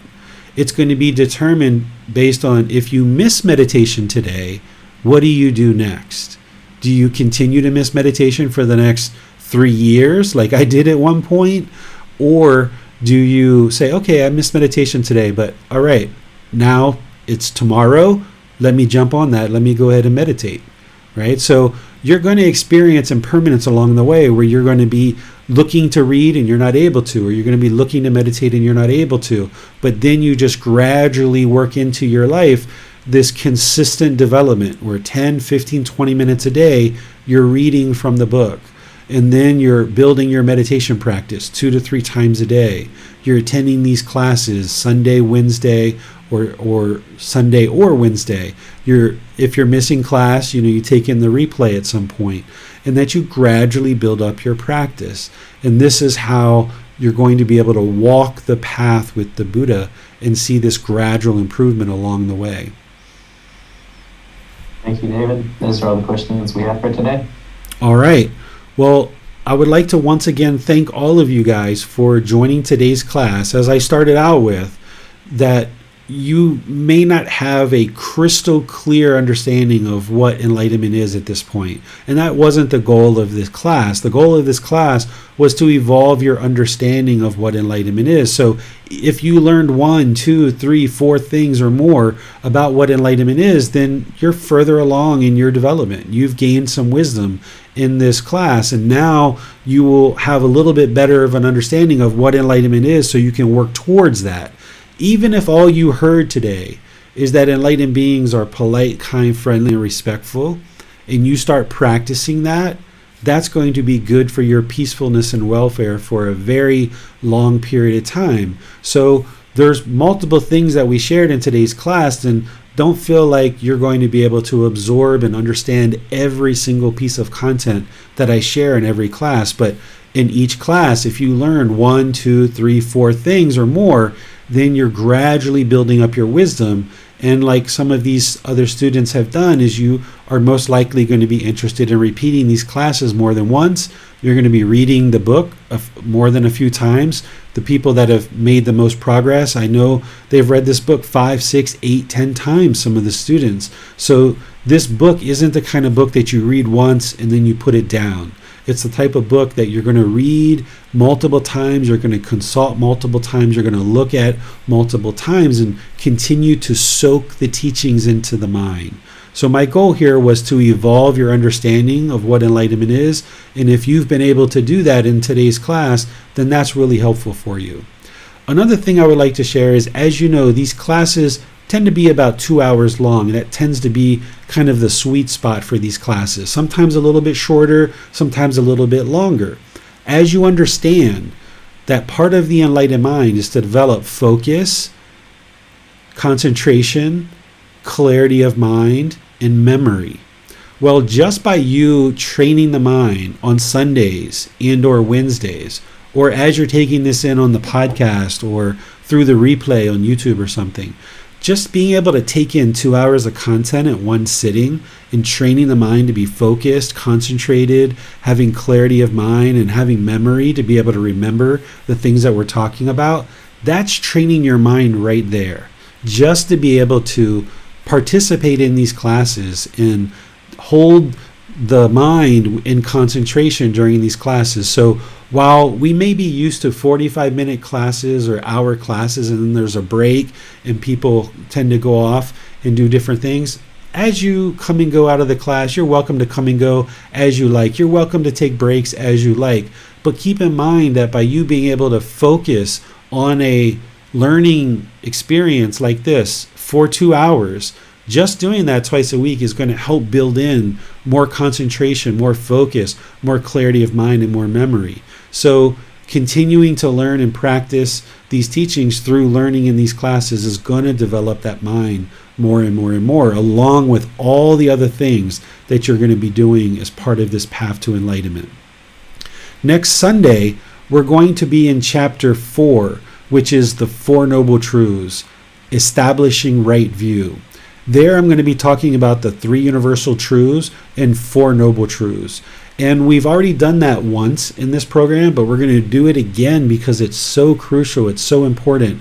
And if you've already heard the 4 noble truths and the 3 universal truths previously in this program, this will be a great refresher for you and to help it soak into the mind a bit more.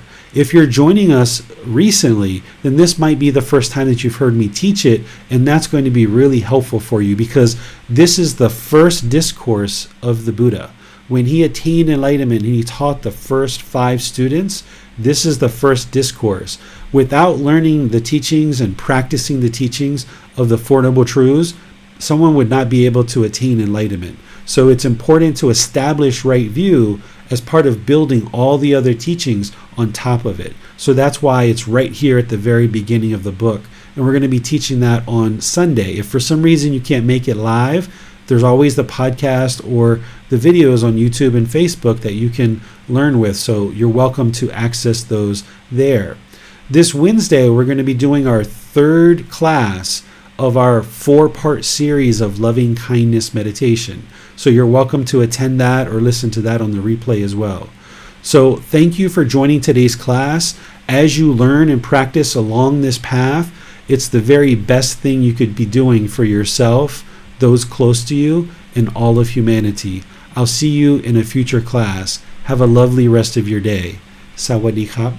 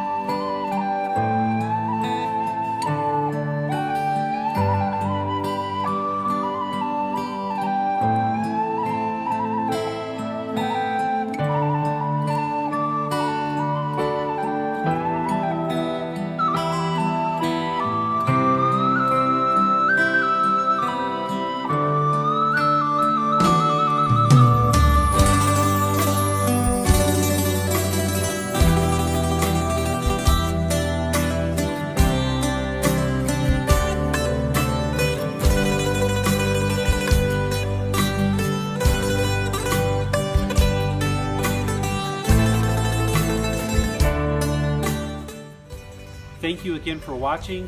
Enjoy your meditation.